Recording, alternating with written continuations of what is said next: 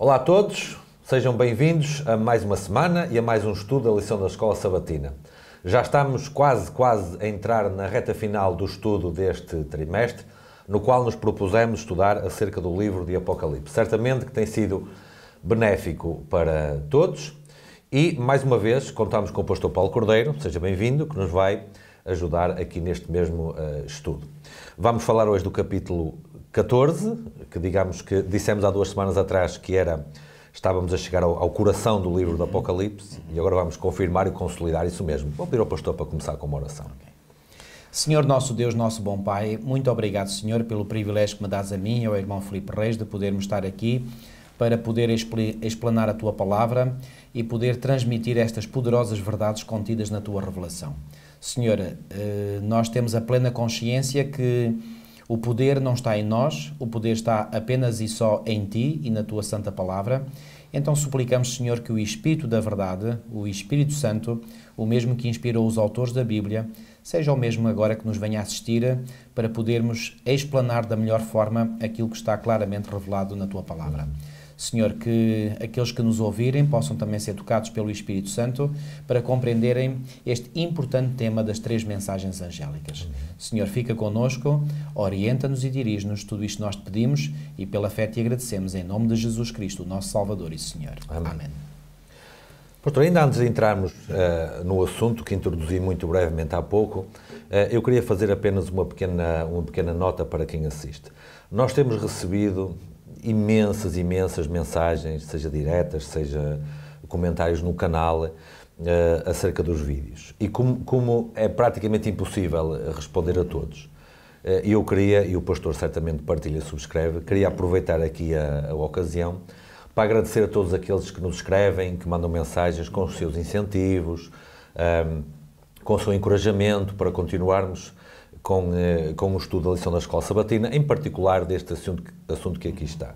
E queria dizer que tanto eu como o pastor estamos gratos a todas essas pessoas que nos têm escrito e às outras que também acompanham, sem necessariamente se manifestarem, e que para nós, e como disse, estará certamente de acordo comigo, é um encorajamento, é um incentivo e que, pela graça de Deus, percebemos que tem sido útil para alguns irmãos o estudo que aqui está. Mas de uma forma particular, eu gostaria de mandar um abraço para os irmãos que estão na igreja de Campestre Novo, no estado do Rio Grande do Sul, no Brasil. Porque me escreveram uma mensagem tão delicada, tão simpática, e até nos disseram que a forma como estão a abordar as lições da Escola Sabatina neste trimestre tem sido beneficiada pelos estudos que nós temos aqui. Então, para os irmãos dessa igreja, de uma forma especial e para todos os outros, agradecemos a companhia que fazem, o acompanhamento do canal e apenas podemos desejar que o continuem a fazer e que a bênção de Deus seja derramada sobre eles na medida em que vamos continuando a estudar a Sagrada Escritura. Porque já dissemos aqui antes e continuamos a dizer, não importa quem apresenta o programa, o que importa é aquilo que é apresentado no programa. Exato. E aquilo que é apresentado no programa tem que ser a pessoa de Jesus, tem que ser a mensagem da Bíblia e ponto final, e mais nada. Filipe, eu só gostaria de acrescentar algo mais, que é o seguinte: nós temos plena consciência, eu e o irmão Filipe Reis, que todos aqueles irmãos que têm enviado estas mensagens, eu sei que eles, reparem, eu não vou dizer nada que eles não saibam, que é o seguinte: nós temos plena consciência que aquilo que faz os irmãos se agradarem daquilo que nós temos aqui exposto, não somos nós, não é a pessoa do pastor Paulo Cordeiro, não é a pessoa do irmão Filipe Reis, nós aqui somos uns meros instrumentos. Aliás, eu até acho espetacular uma expressão que Ellen White usa referindo-se a ela mesma, em que ela diz que ela era apenas um verme. Bom, então eu pergunto-me, se uma profetisa escolhida pelo Senhor era um verme, então o que é que nós somos? Se Paulo era o mais miserável de todos os homens, o que é que nós somos? O que é que nós somos? Ou seja, estamos abaixo de verme. Claro. Portanto, a honra não é para nós e nós não queremos honra para nós mesmos. Toda a honra e toda a glória deve ser dada para a palavra de Deus, de que nós somos apenas e só portadores. Portanto, aquilo que causa impacto, e temos plena consciência disso, aquilo que causa impacto em vós, que estáis a ouvir, a acompanhar as lições, podem crer, irmãos, é a palavra de Deus, não somos nós. Portanto, estas mensagens de encorajamento têm chegado e Deus me livre de nós querermos enverdar por isso, não nos trazem nenhuma orgulho para nós, nenhuma satisfação pessoal, porque nós temos a plena consciência que nós aqui não somos nada, somos apenas tudo o que pode sair bom de nós, deve ser dado toda a honra e toda a glória a Deus. Agora, deixem-me dizer-vos também claramente que nós, e os irmãos já certamente repararam isso, aqueles que nos seguem há mais tempo, que nós aqui defendemos claramente, portanto, aquilo que está revelado na Palavra de Deus. Nós procuramos, de uma forma racional e lógica, levar a revelação a mostrar que ela é coerente, porque não acreditamos que se a Palavra de Deus foi inspirada por Deus, e Deus não se pode contradizer porque Ele é o Deus da verdade, logo a Palavra de Deus não se contradiz. E, portanto, aquilo que nós temos tentado mostrar aos irmãos é a plena coerência e o encaixe destas verdades tão reveladas e que, portanto, são essas verdades que me dão um fascínio a mim e tem dado a ti também, acredito, Filipe, e aliás nós temos, não é por acaso que nós escolhemos fazer estes programas, porque nós já há muitos anos esta parte nós temos vindo a falar sobre estes temas e outros, e eu vejo que há uma sintonia entre nós, sintonia essa que certamente é evidente para os irmãos, e muito nos agrada nós sermos portadores daquilo que nós próprios estamos convictos de ser a verdade absoluta, que é a verdade que está contida na Palavra de Deus e, portanto, volto a enfatizar, é uma verdade que não se contradiz, é uma verdade coerente. Que, no fundo, é aquilo que também nos une e que nos torna, e que é o ponto em comum com aqueles que nos acompanham, também. Exatamente. Com toda certeza. Agora, também dizer, e os irmãos que nos acompanham certamente verificarão isso, que nós temos a plena convicção, eu tenho, e não é de agora, já tenho há muitos anos, o irmão Filipe Reis também subscreve a mesma posição que eu, que aquilo que é o ensino oficial da Igreja Adventista do Sétimo Dia é a interpretação correta da Palavra de Deus. E, portanto, nós aceitamos a Palavra de Deus como suprema regra infalível, portanto, nós somos subscritores do Sola a 100% do grande princípio protestante Sola Scriptura, e estamos em plena sintonia com a forma oficial como a Igreja Adventista do Sétimo Dia interpreta. E estas lições da Escola Sabatina são, para mim, agradaram-me imenso, porque são uma demonstração daquilo que é o ensino oficial da Igreja, ensino esse no qual eu me revejo a 100% e creio que tu também te revês a 100%. A 100% ou cada vez mais do que 100% até, digamos assim. O pastor usou uma expressão, isto agora para introduzir o que mais importa, que é o assunto, que nós somos meros portadores, digamos assim. E é uma expressão feliz, tendo em conta que vamos estudar Apocalipse 14. Porque Apocalipse 14 fala de portadores, fala de mensageiros, fala de anjos, que têm uma mensagem especial, particular, específica, para um tempo também muito específico da história da Terra, e que, mais uma vez, vem na sequência das lições anteriores, não é? A semana passada, nós falámos aqui acerca dos dois grandes poderes que Satanás usará no fim dos tempos para tentar criar problemas, destruir o povo de Deus, não é? Mas no capítulo 14, e é isto que eu gosto na Bíblia, pastor, a Bíblia apresenta o problema, mas apresenta também a solução. Isso em todos os casos, todos os casos. Até para a morte, que às vezes eu ouço dizer, aquele velho ditado que diz, tudo se resolve menos a morte. Não é verdade. Não. De acordo com a Bíblia, tudo se resolve, incluindo a morte. Aliás, a grande solução que Deus nos quer oferecer é precisamente o problema, exatamente, a solução para a morte. Exatamente. E morte eterna. Exatamente, isso mesmo. Portanto, de acordo com a Bíblia, até a morte tem solução. Amém. Agora, o capítulo 14, se o capítulo 13 apresenta, como o pastor disse, a task force de Satanás, o capítulo 14 apresenta a task force de Deus. É isso mesmo. Então vamos estudar o capítulo 14 e se calhar vamos fazer como fazemos habitualmente, tentando versículo a versículo da melhor maneira possível chegar até ao fim, para perceber e tomar uma decisão muito simples. Será que eu estarei no grupo dos que cedem às potências do capítulo 13 ou quero me juntar ao grupo das potências, ou da potência, melhor dizer assim, do capítulo 14, porque no fundo toda a Bíblia, exceto Gênesis 1 e 2 e Apocalipse 21 e 22, é um conflito, é uma luta tremenda. Portanto, como ainda não chegamos ao 21, ainda estamos aqui no âmbito do conflito. E o capítulo 13 e o 14 como que apresentam o clímax do conflito, digamos assim. Isto a falar cronologicamente, sim, não é? Mas é isso claro, mesmo. lá atrás no tempo também houve outros clímaxes, etc. Mas no fim do tempo... Mas agora é o clímax do tempo final. É o clímax dos clímaxes, porque depois não vai haver mais nenhum, depois é o fim da história. Exatamente. Então convém estudar com muita atenção o capítulo 14, Porque se eu quero pertencer ao grupo de Deus, eu tenho que me identificar com isto que está aqui no capítulo 14 e rejeitar as ações daqueles poderes que estão no capítulo 13.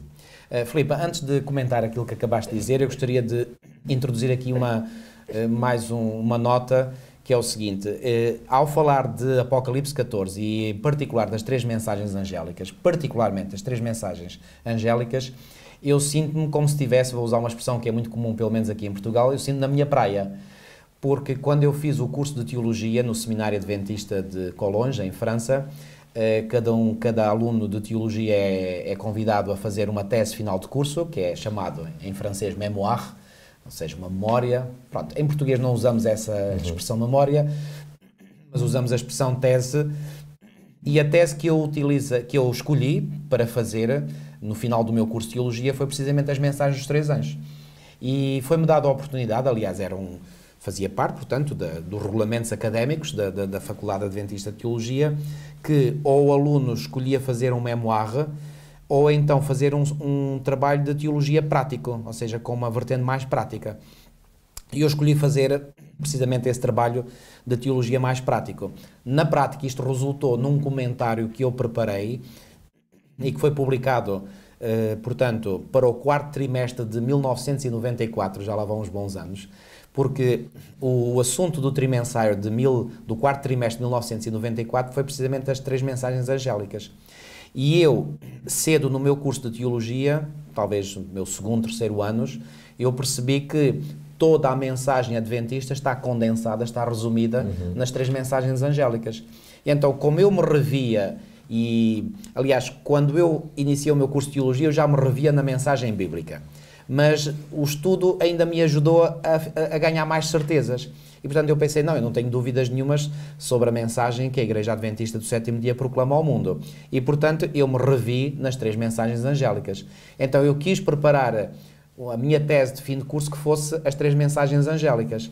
Então, fiz esse trabalho que foi publicado pela União Franco-Belga, que envolve os territórios da França, da Bélgica, do Luxemburgo.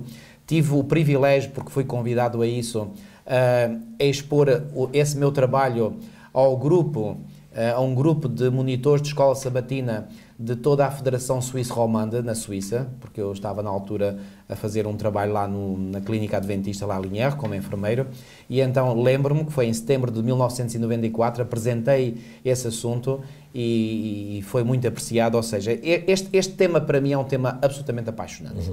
E, portanto, eu quando falo das 3 mensagens angélicas, eu vibro por dentro, porque me revejo totalmente, e quando eu digo totalmente, é mesmo totalmente, é totalmente sublinhada, em maiúsculas, em negrito, é tudo.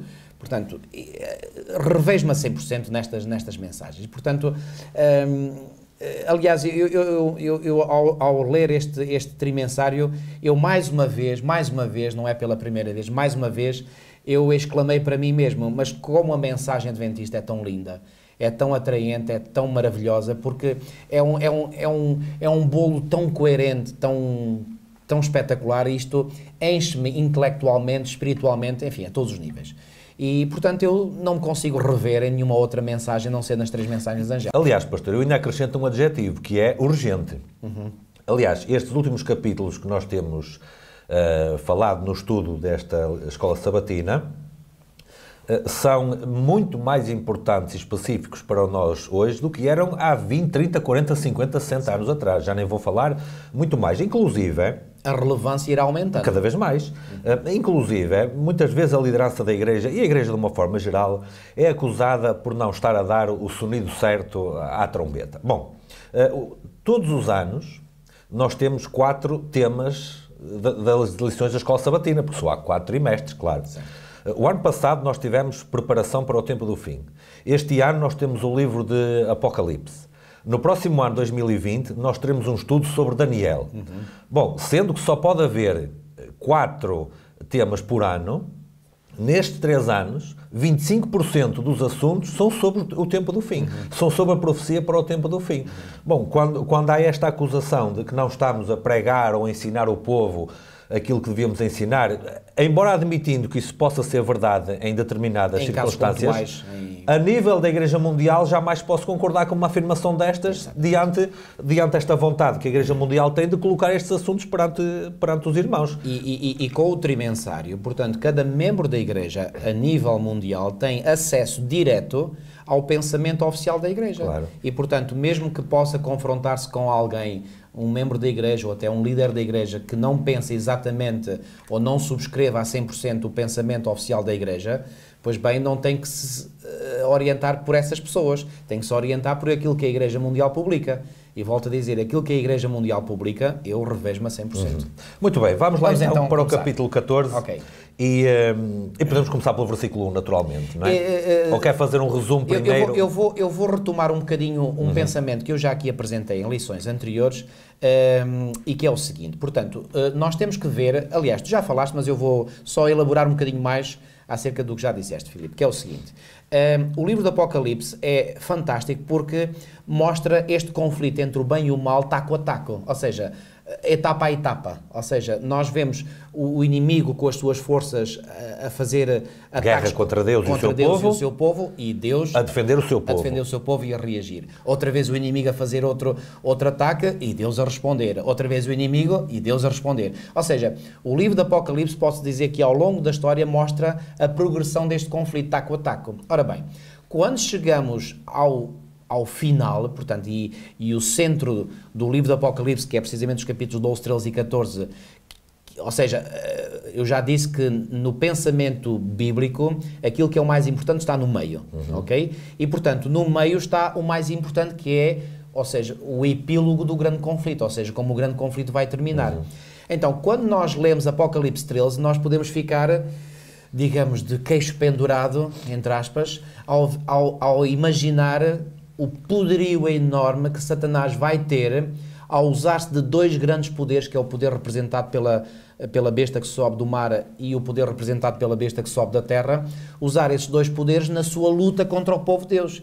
E quase podíamos deitar as mãos à cabeça, uau, quem é que pode subsistir? A pergunta da Bíblia é essa mesmo. Faz lembrar aquela pergunta que são até os próprios ímpios que fazem no final do capítulo 6 de Apocalipse. Quem pode subsistir? Pois bem, o capítulo 14 mostra não só que alguns subsistem neste ataque final de Satanás e das suas forças contra o povo de Deus, e esses que subsistem são os 144 mil, que vêm logo mencionados nos primeiros 5 versículos do Apocalipse 14. E sobre os quais já falámos anteriormente. Já falámos anteriormente, não vamos agora falar mais, mas logo a seguir ao versículo 5, que é o último versículo que descreve os 144 mil, vem o versículo 6 que introduz a primeira mensagem angélica, seguida da segunda mensagem angélica e da terceira mensagem angélica.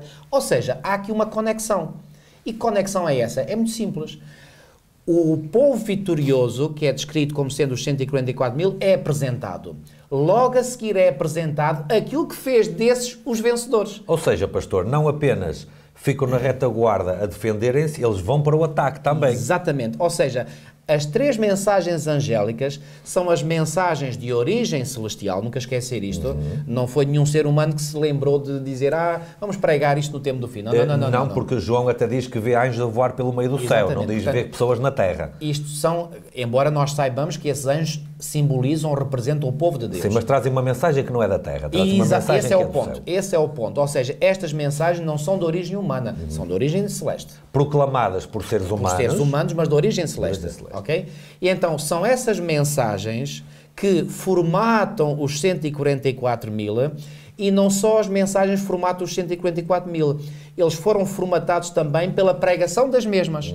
Ou seja, eles não estão apenas ouvintes e aceitadores das mensagens, eles são ouvintes e praticantes e pregadores da mensagem. Ou seja, é o facto de eu aceitar, mas eu não tenho que ficar só pela aceitação. Isso é importante, claro. Se eu não aceito, evidente, está tudo deitado por terra, não é? Sim. Mas eu tenho que aceitar e não apenas aceitar. Aceitar, depois pôr em prática e depois proclamar essas mensagens. Que é para outros aceitem, ponham em prática e para proclamem. Que o ciclo continua em outros, não é? Ou seja, os 144 mil foram formatados pelas 3 mensagens angélicas. Ou seja, foram as 3 mensagens angélicas, ou serão as 3 mensagens angélicas, que vão preparar um povo para estar em pé e estar um dia no Monte Sião com Deus e com o Cordeiro. Com certeza. Ou seja, se eu quero ser um vencedor, e creio que todos aqueles que nos estão a ouvir anseiam no fundo do seu coração isso mesmo, serem vencedores em Cristo, então, amigos, fiquem com esta ideia. Não há forma de ser vencedor nos últimos dias se nós não nos agarrarmos 100%, sem quaisquer reservas, às 3 mensagens angélicas. Essa explicação que o pastor deu demonstra também outra coisa. Nenhum texto específico, nenhum capítulo específico do livro do Apocalipse é uma peça isolada. Não. Todos eles encaixam nos outros e tu tens uma sequência lógica. Seria muito difícil perceber o capítulo 14 se não tivéssemos estudado o resto do livro, 12 e o 13 em particular, por exemplo, mas Ou não seja, só. o capítulo 14 faz-nos suspirar de alívio, porque é-nos dada a garantia, e essa garantia é dada por Deus, não por nenhum ser humano. Portanto, toda a mensagem no livro do Apocalipse é de origem celestial, convém nunca esquecer este facto fundamental. E, portanto, é-nos dada a garantia celestial de que, apesar do ataque das forças satânicas ser imenso, brutal, mesmo assim, há vencedores. Há vencedores. E esses vencedores são aqueles que se agarraram de alma e coração às 3 mensagens angélicas. Evidente. Aliás, eu posso testemunhar, eu há bocadinho testemunhei que eu estudei este assunto a fundo e transmiti-o por escrito e oralmente em 1994. É só fazer as contas, já lá vão 25 anos. E eu posso dizer, isto é um testemunho a favor da graça e do poder do Senhor. Eu tenho mantido, a minha fé tem-se mantido intocável, porque eu aceitei de coração as 3 mensagens angélicas e nestes 25 anos não pus em causa nem uma só vírgula, nem uma só palavra das 3 mensagens angélicas. E pela graça de Deus, isto é todo o louvor para Deus, não é para mim, quem sou eu, não é? Eu dou graças a Deus porque têm sido as 3 mensagens angélicas que me têm sustido a mim e a minha fé. Aliás, isto... E me têm dado ânimo e coragem de falar. Até podemos dizer que, não em regime de exclusividade, mas isto é a base, o fundamento da própria existência da Igreja Adventista. É evidente que alguém poderá dizer assim, irmão, então os 10 mandamentos... Concordo perfeitamente. Mas os 10 mandamentos fazem parte da... Com certeza, já veremos a seguir. Até o principal dos 10 mandamentos também faz parte das mensagens. Pronto, pastor, vamos começar então. Se calhar vamos ler apenas os primeiros versículos, sem comentar exaustivamente, porque já falámos sobre os 144.000 atrás, certo, mas que depois serve de introdução ao que vem a partir do versículo 6. Portanto, 14, 1 a 5 diz, e olhei, e eis que estava o Cordeiro sobre o monte Sião, e com ele 144.000, que em sua testa tinham escrito o nome de seu pai, que também já vimos o que quer dizer, na sua consciência, na sua decisão, certo? E eu ouvi uma voz do céu, como voz de muitas águas, e como a voz de um grande trovão, e ouvi uma voz de arpistas que tocavam as suas harpas. E cantavam, portanto, há muita gente aqui a cantar um cântico, não é? É isso que quer dizer. E cantavam, um como cântico novo diante do trono e diante dos 4 animais dos 4 anciãos, que já vimos nos capítulos 4 e 5, e ninguém podia aprender aquele cântico, senão os 144.000 que foram comprados da terra. Portanto, este grupo tem algumas características que mais ninguém tem, pastor.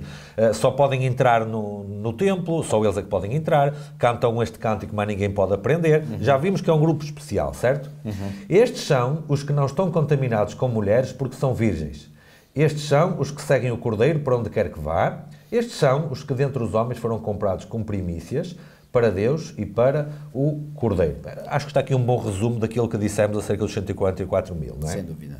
E depois, para terminar esta parte, e na sua boca não se achou engano. E eu aqui, pastor, gostaria de relembrar o capítulo 12 e o versículo 9, em que quando nós identificamos Satanás, aliás, é o próprio versículo que identifica, que diz, e foi precipitado o grande dragão, a antiga serpente, chamada o diabo e Satanás. E depois diz o que é que ele fazia.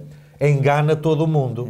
Portanto, ele é o enganador, o pai da mentira. Mas diz aqui que os 144.000 não se encontrou, não se achou engano para com eles. O que é que isto quer dizer? Que eles se mantiveram firmes e não cederam a Satanás. Se separaram totalmente de Satanás. Das coisas do mundo.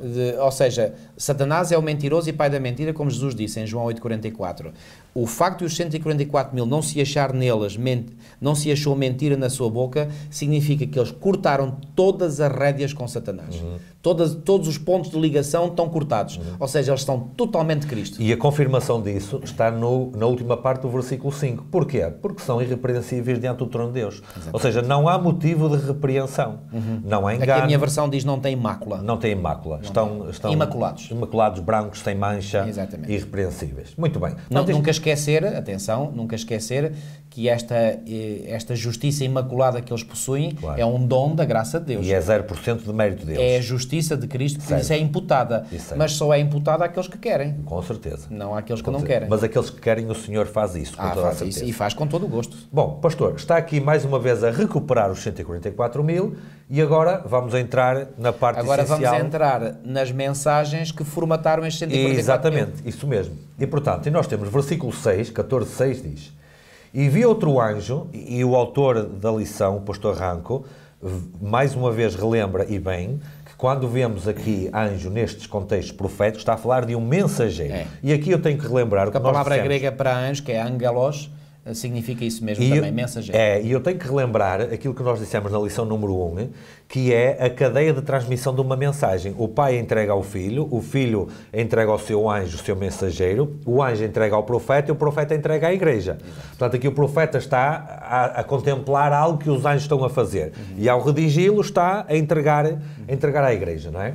E vi outro anjo voar pelo meio do céu, cá está, não é uma mensagem que vem da terra, não é? Exatamente. Pastor, mas agora, antes de avançarmos, aliás, podemos avançar e depois eu faço a pergunta. E tinha o Evangelho eterno para o proclamar aos que habitam sobre a terra, sobre toda a nação, tribo, língua e povo. Portanto, isto aqui não é uma mensagem exclusiva para um determinado grupo. Porquê? Primeiro ele voa pelo meio do céu, portanto o céu, digamos que acompanha o mundo de um lado ao outro, não é? Toda a volta. Isso também significa que, reparem, isto claro é uma linguagem simbólica, sim, mas ao dizer que o anjo voa pelo meio do céu significa que a mensagem é apresentada de tal forma que todos podem ver. Claro. Isto faz lembrar, por exemplo, claro, isto é uma imagem muito débil, mas pode servir para nos ajudar a compreender.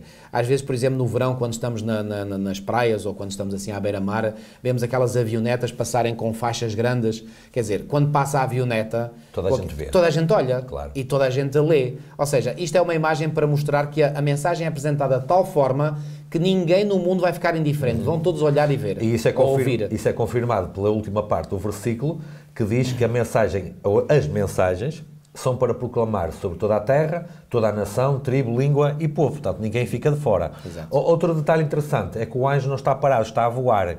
O que quer dizer rapidez. Exatamente. Porque o tempo é pouco. A mensagem é dada de forma rápida. Exatamente. Porque o tempo é pouco. Está a acabar mesmo. Exatamente. Não é? E depois, no versículo 7... É dado aqui um sentido de urgência à mensagem. Exatamente, isso mesmo. No versículo 7, temos a primeira mensagem que diz, dizendo com grande voz: Temei a Deus e dai-lhe glória, porque é vinda a hora do seu juízo. E adorai aquele que fez o céu, a terra, o mar e as fontes das águas. Pastor, a primeira parte.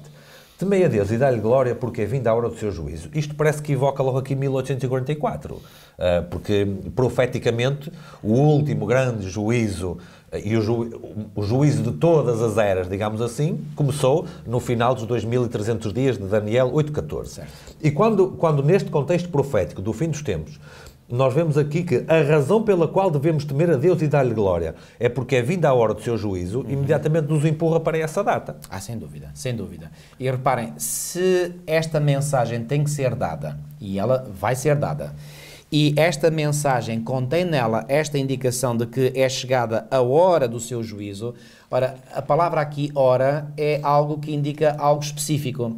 E eu faço a pergunta, como é que eu posso dar ao mundo esta mensagem de que é chegada a hora do seu juízo, se eu nem sequer sei quando é que o juízo começa? Então, isto obriga claramente a uma compreensão do que é a mensagem do juízo. E, portanto, toda a compreensão que a Bíblia nos oferece sobre o último trabalho do juízo, que nós adventistas chamamos, e muito bem, embora seja um termo, uma palavra que não esteja na Bíblia, mas é o juízo investigativo. A palavra não está na Bíblia, mas o conceito está. Por exemplo, na parábola das bodas, de Mateus 22. Antes da festa das bodas se iniciar, o rei vai investigar cada convidado para ver se cada um está bem vestido. E encontra lá um que não está bem vestido e pergunta a mim, como é que entraste aqui? Sem veste nupcial. Ele emudece.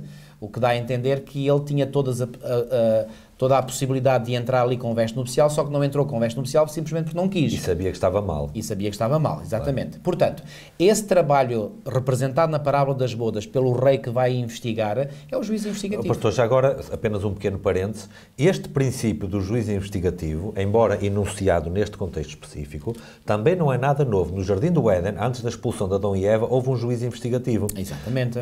Como é que começa o juízo? Quando Deus diz onde estás. Exatamente. E depois faz perguntas para saber saber entre aspas, claro. Claro. Deus sabe tudo, não é? Mas Adão e Eva não sabiam tudo e era preciso proceder de modo a nós humanos entendermos. Há ali perguntas e respostas entre Deus, Adão e Eva para fazer uma averiguação dos factos. Exatamente. E para comprovar e determinar qual seria a sentença justa a aplicar ao casal, que foi a expulsão nesse caso. E essa sentença, que foi a expulsão do casal original do Jardim do Éden, foi, como tu dizia muito bem, precedido, portanto, de uma investigação, claro. de um juízo investigativo. Claro. Nós vemos o mesmo acontecer antes da destruição de Sodoma e Gomorra. Claro. Por exemplo, em Gênesis, no capítulo 18, nós temos a indicação, por exemplo...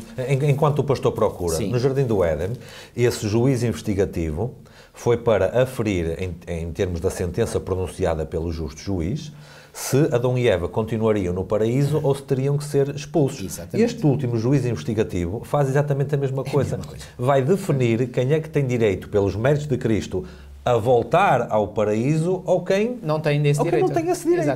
Exatamente. Sendo que esse direito é apenas, podemos falar de direito, repare, não por direito próprio, mas porque o Senhor oferece esse favor imerecido. Repara, é como dizendo isto, por exemplo, quando tu entras, por exemplo, numa fila do aeroporto para um voo qualquer, repara, tu tens o título, esse título dá-te direito, certo, digamos, a poder entrar nesse voo. Mas quem é que te emitiu esse título? Claro. Quem emitiu esse título foi a própria companhia mas emitiu a quem? A quem cumpriu as condições. Neste caso, pagar o bilhete, não é? Claro. Aqui, neste caso, quem cumpre as condições, aqui o pagamento foi feito pelo senhor, só que ele só me dá esse ticket, digamos, esse bilhete, na condição de eu querer aceitar. Claro. Ou seja, eu não sou o pagador, sou o beneficiário do pagamento. Eu sou o beneficiário, mas eu tenho que receber esse bilhete. Com certeza. E sem esse bilhete eu não tenho entrada. Exatamente. O pastor ia mencionar o exemplo de Sodoma. Exatamente. Em Gênesis, no capítulo 18, nós temos aqui a indicação de que o Senhor está em diálogo com Abraão e, aliás, no versículo 17 de Gênesis 18 diz assim: disse o Senhor, ocultarei a Abraão o que estou para fazer. É interessante esta afirmação da parte do Senhor. Porque o Senhor não faz nada sem o avisar primeiro através dos seus profetas. Exatamente. Amós 3:7 diz que o Senhor nada faz sem primeiro o anunciar aos seus servos profetas. Ora, em Gênesis capítulo 20 e no versículo 7 diz: agora, pois, restitui a mulher a seu marido, pois ele é profeta. Ou seja, o próprio Deus descreve Abraão como sendo profeta. Então, como é verdade que Deus não faz nada sem revelar primeiro o seu segredo aos seus servos, os profetas, e como Abraão era profeta, então o Senhor vai revelar a Abraão o que estava para acontecer, nomeadamente o juízo que ele iria fazer cair sobre as cidades de Sodoma e Gomorra, certo, e as cidades circunvizinhas. Aliás, Jesus vai dizer que o que aconteceu no tempo de Sodoma e Gomorra, ou seja, nos tempos de Ló, é uma amostra do que acontecerá no tempo do fim. Porque Jesus disse, e está escrito em Lucas 17, assim como foi nos dias de Ló, assim será nos dias da vinda do Filho do Homem. Portanto, ao olharmos para aquilo que aconteceu nos dias de Sodoma, ou seja, nos dias que precederam a destruição de Sodoma, temos uma amostra, temos uma imagem, temos um ensino, uma representação do que vai acontecer no tempo do fim. Então, repara, disse mais o Senhor, versículo 20, com efeito o clamor de Sodoma e Gomorra tem-se multiplicado e o seu pecado se tem agravado muito. Descerei e verei o quê? Se de facto o que tem praticado corresponde a esse clamor que é vindo até mim. E se assim não é, sabê-lo-ei. Então o Senhor aqui predispõe-se a fazer uma investigação. Claro. Que investigação é essa? É uma investigação que precede o quê? Depois no capítulo 19 e nos versículos 24 e 25 vem escrito isto: então fez o Senhor de chover enxofre e fogo da parte do Senhor sobre Sodoma e Gomorra e subverteu aquelas cidades e toda a campina e todos os moradores das cidades e o que nascia na terra. O que é que o Senhor faz? Deus investiga primeiro e depois executa a sentença. Ora, no tempo do fim vai ser exatamente a mesma coisa. Deus investiga primeiro e só depois dessa investigação estar concluída é que ele vai executar a sentença. O pastor disse há pouco aquele versículo que aquelas palavras de Jesus, aliás, que comparam os dias de Ló e os dias de Noé ao fim dos tempos. E mencionou o exemplo de Ló. No exemplo de Noé é a mesma coisa. Gênesis 6, capítulo 5, e viu o Senhor que a maldade do homem se multiplicara sobre a terra. Juízo investigativo. Exatamente, ele está a investigar. A averiguar os factos. Exatamente. E depois é que ele vai fazer o que está no 7. E disse o Senhor, destruirei o homem que criei sobre a face da terra. A aplicação da sentença. Exatamente o mesmo princípio. É o mesmo princípio, exatamente. Mas, só um pormenor aqui nos versículos 20 e 21 do capítulo 18 de Gênesis, quando diz aqui, descerei e verei se de facto o que tem praticado corresponde a quê? A esse clamor que é vindo até mim. Que clamor é este que chegava até Deus? Era certamente o clamor dos justos que viviam lá. Quem eram esses justos? Bom, havia poucos. Nós sabemos, eram menos de 10. Aliás, era só Ló e a sua família, sendo que a sua família... É discutível se faria um clamor ou não.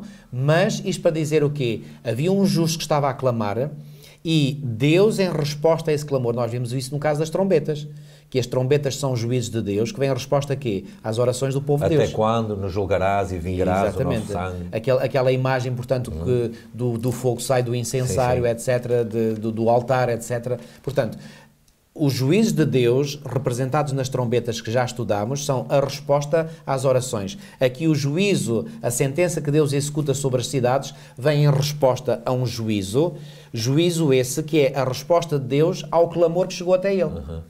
Agora, no tempo do fim, vai haver santos a clamar? Claro que sim, vai haver santos a clamar. Por exemplo, Ezequiel 9 nos diz, e que é uma representação do que acontecerá também no tempo do fim, que haverá pessoas a gemer e a chorar por causa das iniquidades. Das abominações que se praticam até na casa de Israel. Até na casa de Israel, exatamente. Okay? Portanto, muito bem. Este é o juízo de que a primeira mensagem angélica nos fala. Pastor, mas diz que este anjo tinha o Evangelho eterno. Então o Evangelho não começou com Mateus, no tempo do Novo Testamento, mas diz aqui que é eterno.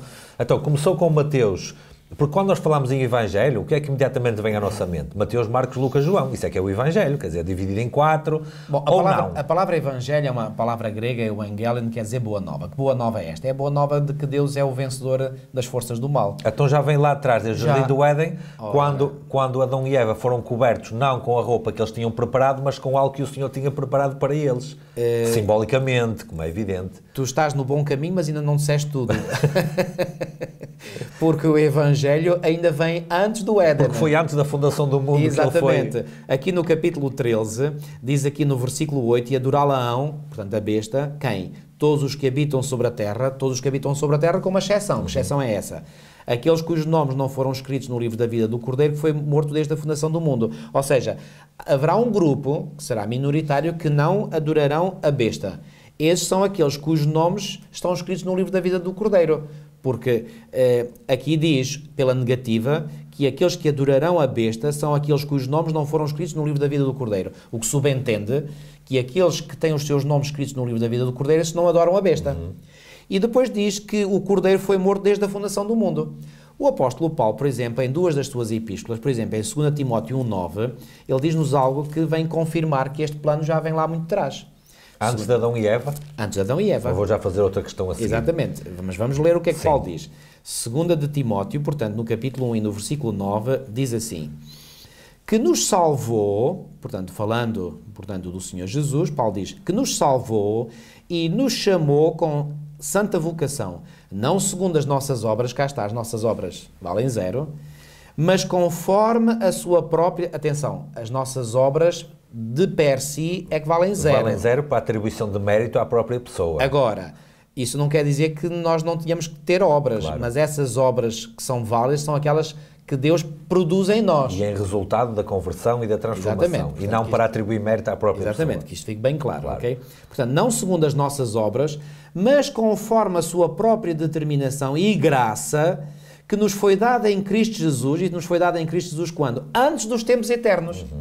Ora, antes dos tempos eternos, isto leva-nos para quando? Muito antes de qualquer criação.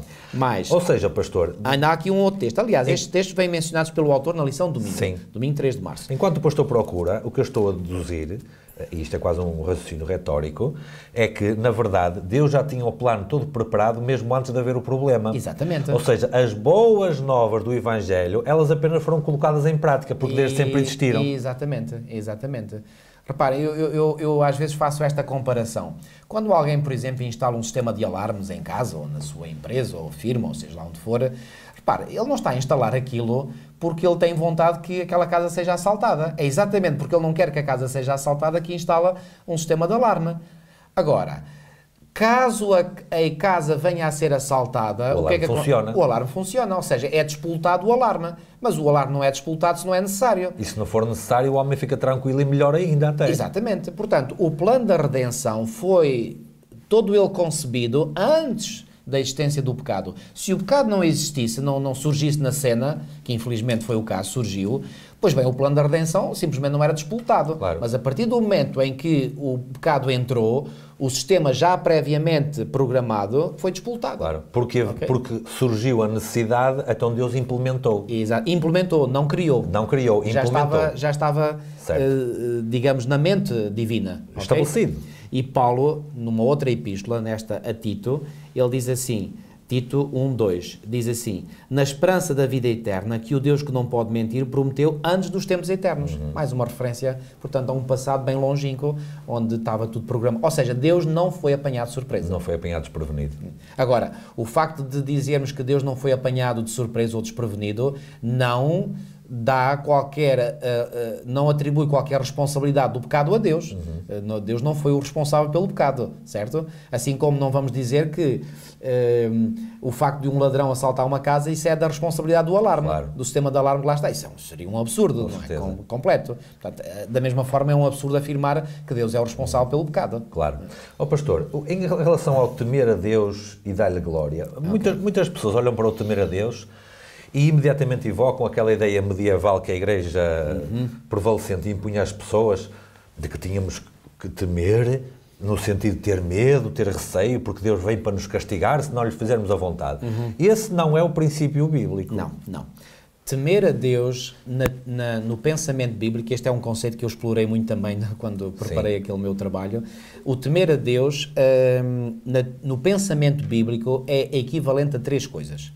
E essas três coisas é, primeiro, o temor do Senhor consiste em aborrecer o mal. Por exemplo, há um texto em Provérbios, no capítulo 8 e no versículo 13, que diz assim, Provérbios, capítulo 8 e versículo 13, o temor do Senhor, estamos a falar temer a Deus. Sim. Portanto, e este texto, reparem que é um texto que já foi escrito por Salomão, portanto, um milénio antes de Cristo, ele diz, ele dá a definição do que é o temor do Senhor. O temor do Senhor consiste em quê? Aborrecer o mal. Então, o verdadeiro temor de Deus não é nós termos medo de Deus, é nós termos medo do mal. Isso é que é o verdadeiro temor de Deus, segundo a definição bíblica. Certo. Não estou aqui a pôr nada que é meu. Claro. Estou a dizer o que é que a Bíblia diz. Mas, o temor do Senhor consiste também em aceitar o perdão divino. Por exemplo, no Salmo 130 e no versículo 4, lemos o seguinte, Salmo 130, eu quero que seja a Bíblia a definir o que é o temor do Senhor. Salmo 130 e no versículo 4 diz o seguinte, diz assim, contigo, porém, está o perdão para que te temam. Então, o temer aqui é no sentido de eu vou respeitar Deus porque Ele tem algo que eu necessito enormemente, ou seja, mais do que, às vezes vamos dizer que precisamos daquilo como pão para a boca. Bom, aqui é mais do que pão para a boca. Claro. Quer dizer, nós necessitamos... Vida para viver. É vida para viver, quer dizer, sem o perdão de Deus não há vida. Claro. Estamos condenados à morte eterna, porque o salário do pecado é a morte. Mas, quando eu vejo este Deus gracioso que me oferece o perdão, quer dizer, eu fico tão grato, o meu coração enche com tanto júbilo, com tanto regozijo, que eu... inevitavelmente eu vou temer a Deus. Eu vou temer a Deus no sentido de o respeitar, de o adorar. E de querer aceitar o seu perdão. Exatamente. Mas ainda há uma outra ideia. Aliás, em Eclesiastes 12:13, nós temos também um... Esse aí já mais conhecido. Este já é mais conhecido. E que já introduz muito bem o que vamos ver a seguir até. E diz assim, de tudo o que se tem ouvido, assuma tema a Deus e guarda os seus mandamentos. É interessante que na linguagem hebraica, a proposição que lá está, e que foi traduzida aqui pela simples conjunção copulativa i, que é na nossa gramática portuguesa chamada uma conjunção copulativa, ou seja, porque faz a cópula entre duas afirmações, ou seja, a junção de duas ideias. Na língua hebraica, esta proposição teria sido melhor traduzida: temei a Deus isto é, guarda os seus mandamentos. Okay. Então, uma forma de nós podermos temer a Deus não é ter medo dele, é aborrecer o mal, e se eu aborreço o mal, conforme diz Provérbios 8:13, eu vou fazer o quê? O que é o antídoto para o mal? É os mandamentos da lei de Deus. Portanto, se eu obedeço aos mandamentos da lei de Deus, eu estou a rejeitar o mal, estou a aborrecer o mal. Pastor, nesta ideia de temer... Mas ainda há um terceiro... Ainda há mais? Então depois vou comentar esta parte que eu disse agora. Bom, já falámos aqui dos mandamentos, mas há um texto ainda em Deuteronômio, no capítulo 8 e no versículo 6, que nos diz, ou seja, que é mais específico em nos mostrar que o temor a Deus está ligado com a vida de obediência. E esse texto diz-nos assim: guarda os mandamentos do Senhor teu Deus para andares nos teus caminhos e o temeres. É temer no sentido de ter medo? Não, nada disso. Portanto, se há algo que nós devemos temer, volto a enfatizar, é o que nos diz Provérbios 8:13, é temer o mal, é ter medo do mal, é aborrecer o mal. Esse é que é o verdadeiro temor de Deus. Eu temo a Deus na medida em que eu tenho medo do mal, aborreço o mal.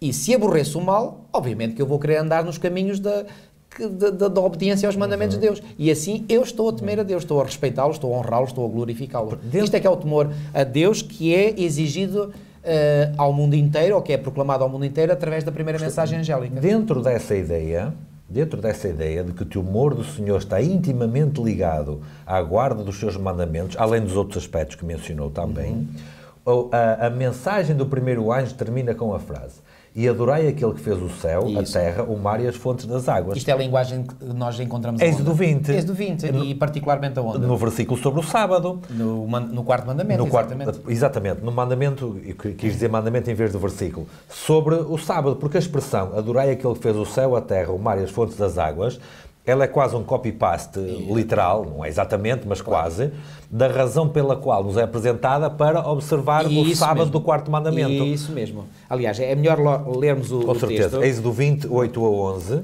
E particularmente a partir do versículo 11...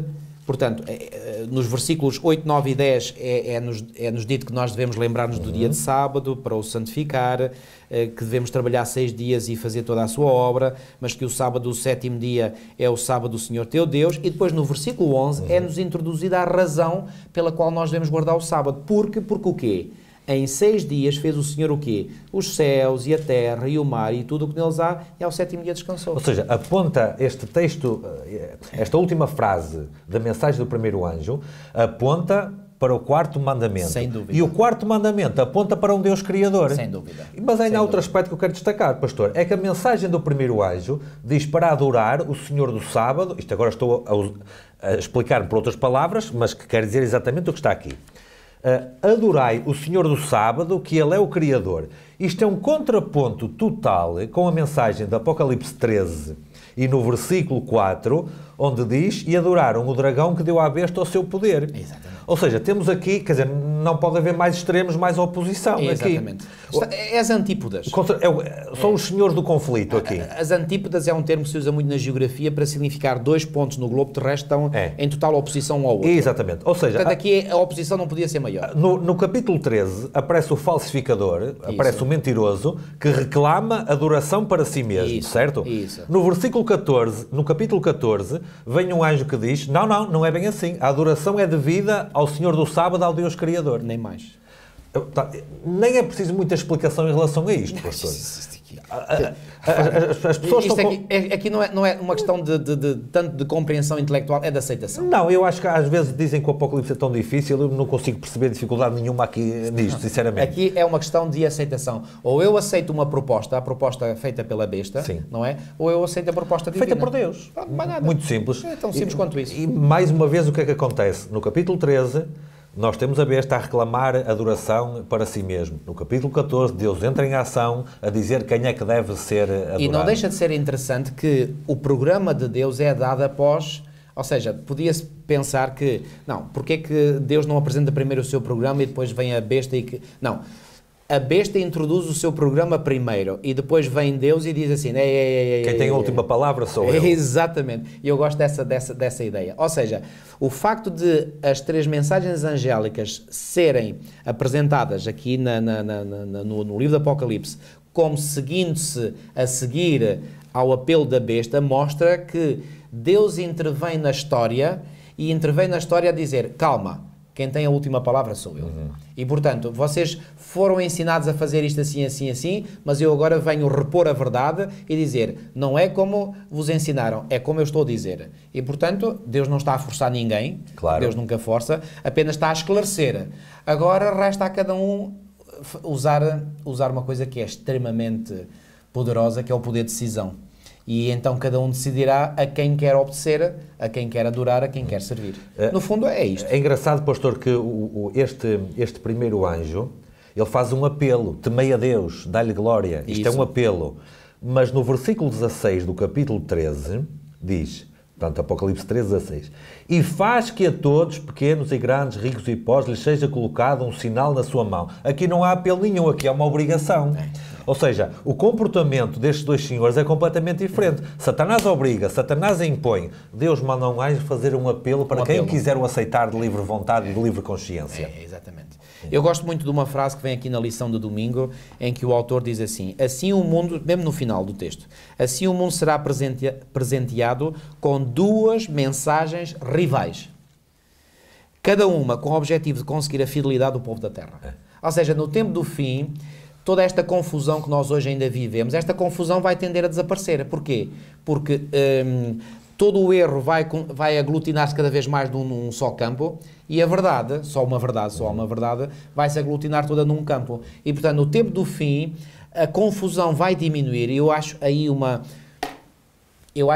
a graça de Deus a atuar, porque hoje as pessoas são confrontadas com muitas ideias, muitas teorias, muitas doutrinas, mas Deus vai trabalhar de tal forma para que não haja 3 ou 4 ou 5 ou 10 ou 20 opções. Só há duas opções.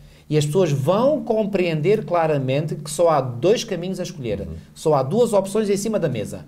É a opção de seguir a besta ou a opção de seguir o Criador. Não há 3 nem 4, só 2. No âmbito do conflito cósmico, até para alargar um bocadinho o panorama e o quadro que estamos aqui a falar, o que é que está a acontecer aqui? Porquê é que existe este combate?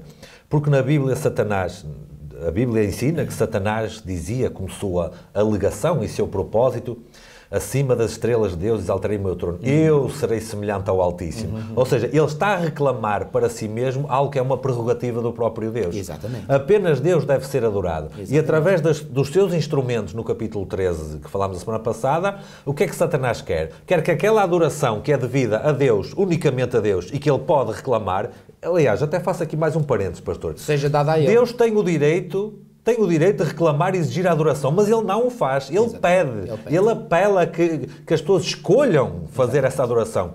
Satanás não tem o direito, mas reclama e obriga as pessoas a fazerem isso. Bom, se precisarmos de definir o caráter de um e de outro, acho que isto ajuda bastante a está fazê-lo. claramente definido. E repara, Filipe,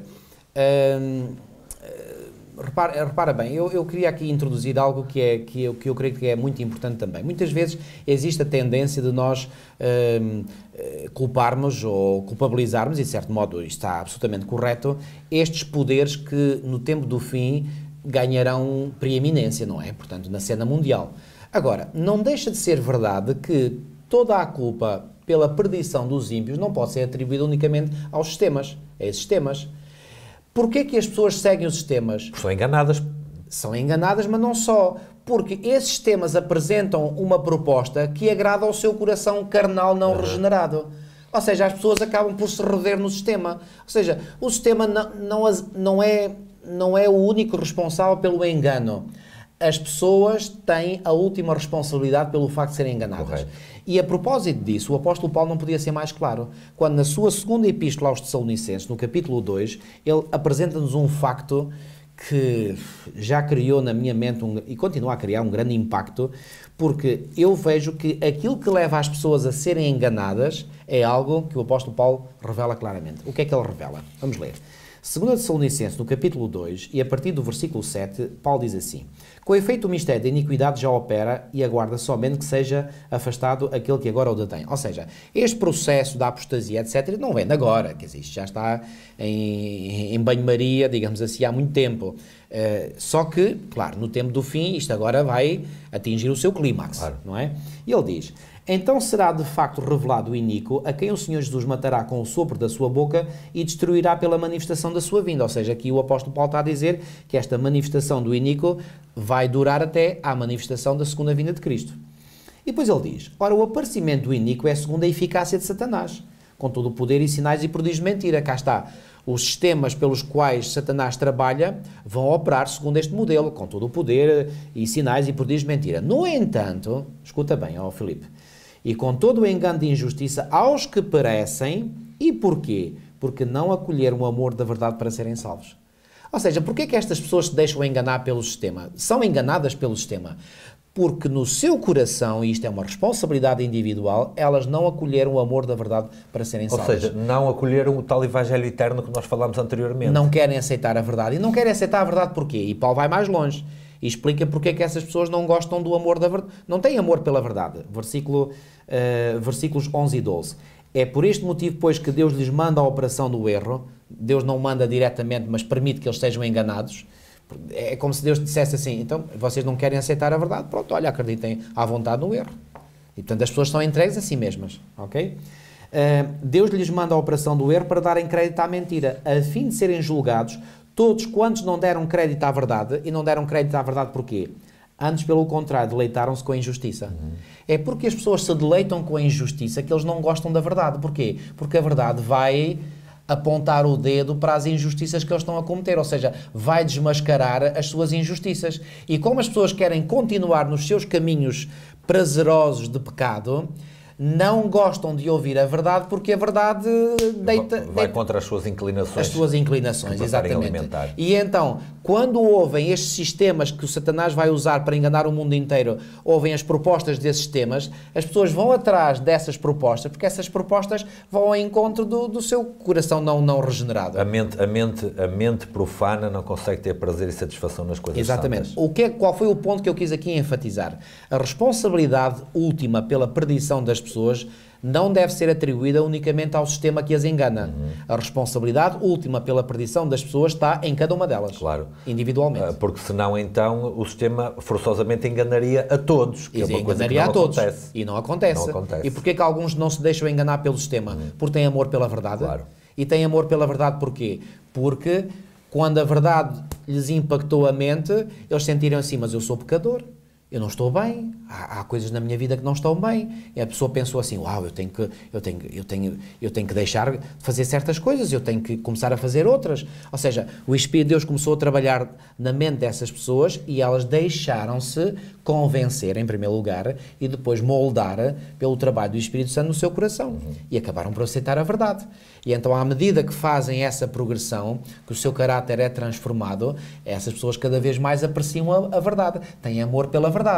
Ao terem amor pela verdade, não há erro que as possa enganar mais. Com certeza. Pastor, versículo 8 avança para a mensagem do segundo anjo, certo, porque aparece depois outro, não é? E o versículo 8, 14:8 diz: e outro anjo seguiu. Isto dá a ideia de uma continuidade, não é? Não há aqui uma pausa prolongada, continuidade. Exatamente. E outro anjo seguiu dizendo: caiu Babilónia, aquela grande cidade, que a todas as nações deu a beber do vinho da ira da sua fornicação. Ora, pastor, tanto no tempo de João como hoje, já não há Babilónia nenhuma, quer dizer, a Babilónia caiu com Ciro no ano 539, quando a Babilónia histórica, a Babilónia literal. Então temos que entender isto simbolicamente, mais uma vez, e perceber o que é a Babilónia e porque é que ela cai. Agora, uma coisa é certa, Filipe, essa Babilónia histórica literal caiu com Ciro, através de Ciro, é verdade. No entanto, a mentalidade de Babilónia, a religião de Babilónia, os valores, entre aspas, de Babilónia... E as suas características permanecem até os dias de hoje. Então, o que é esta Babilónia no fim dos tempos? Bom, não é por acaso que ela se chama Babilónia. Porquê? Porque encarna na perfeição o espírito, a mentalidade e as características da Babilónia antiga. Ou seja, uma confusão religiosa e de todos os tipos. E, portanto, se nós quisermos compreender melhor qual é esta Babilónia aqui descrita no livro do Apocalipse, devemos compreender bem a Babilónia do tempo de Daniel e dos seus 3 companheiros. Certo. Porque lá nós encontramos digamos, todos os ingredientes que compõem a Babilónia dos nossos dias. Vou fazer 2 comentários, pastor. Na Escritura, e principalmente em termos proféticos e tipológicos, Babilónia é a cidade oposta a Jerusalém. Ao dizer isto, na nossa mente, imediatamente faz-se uma luz.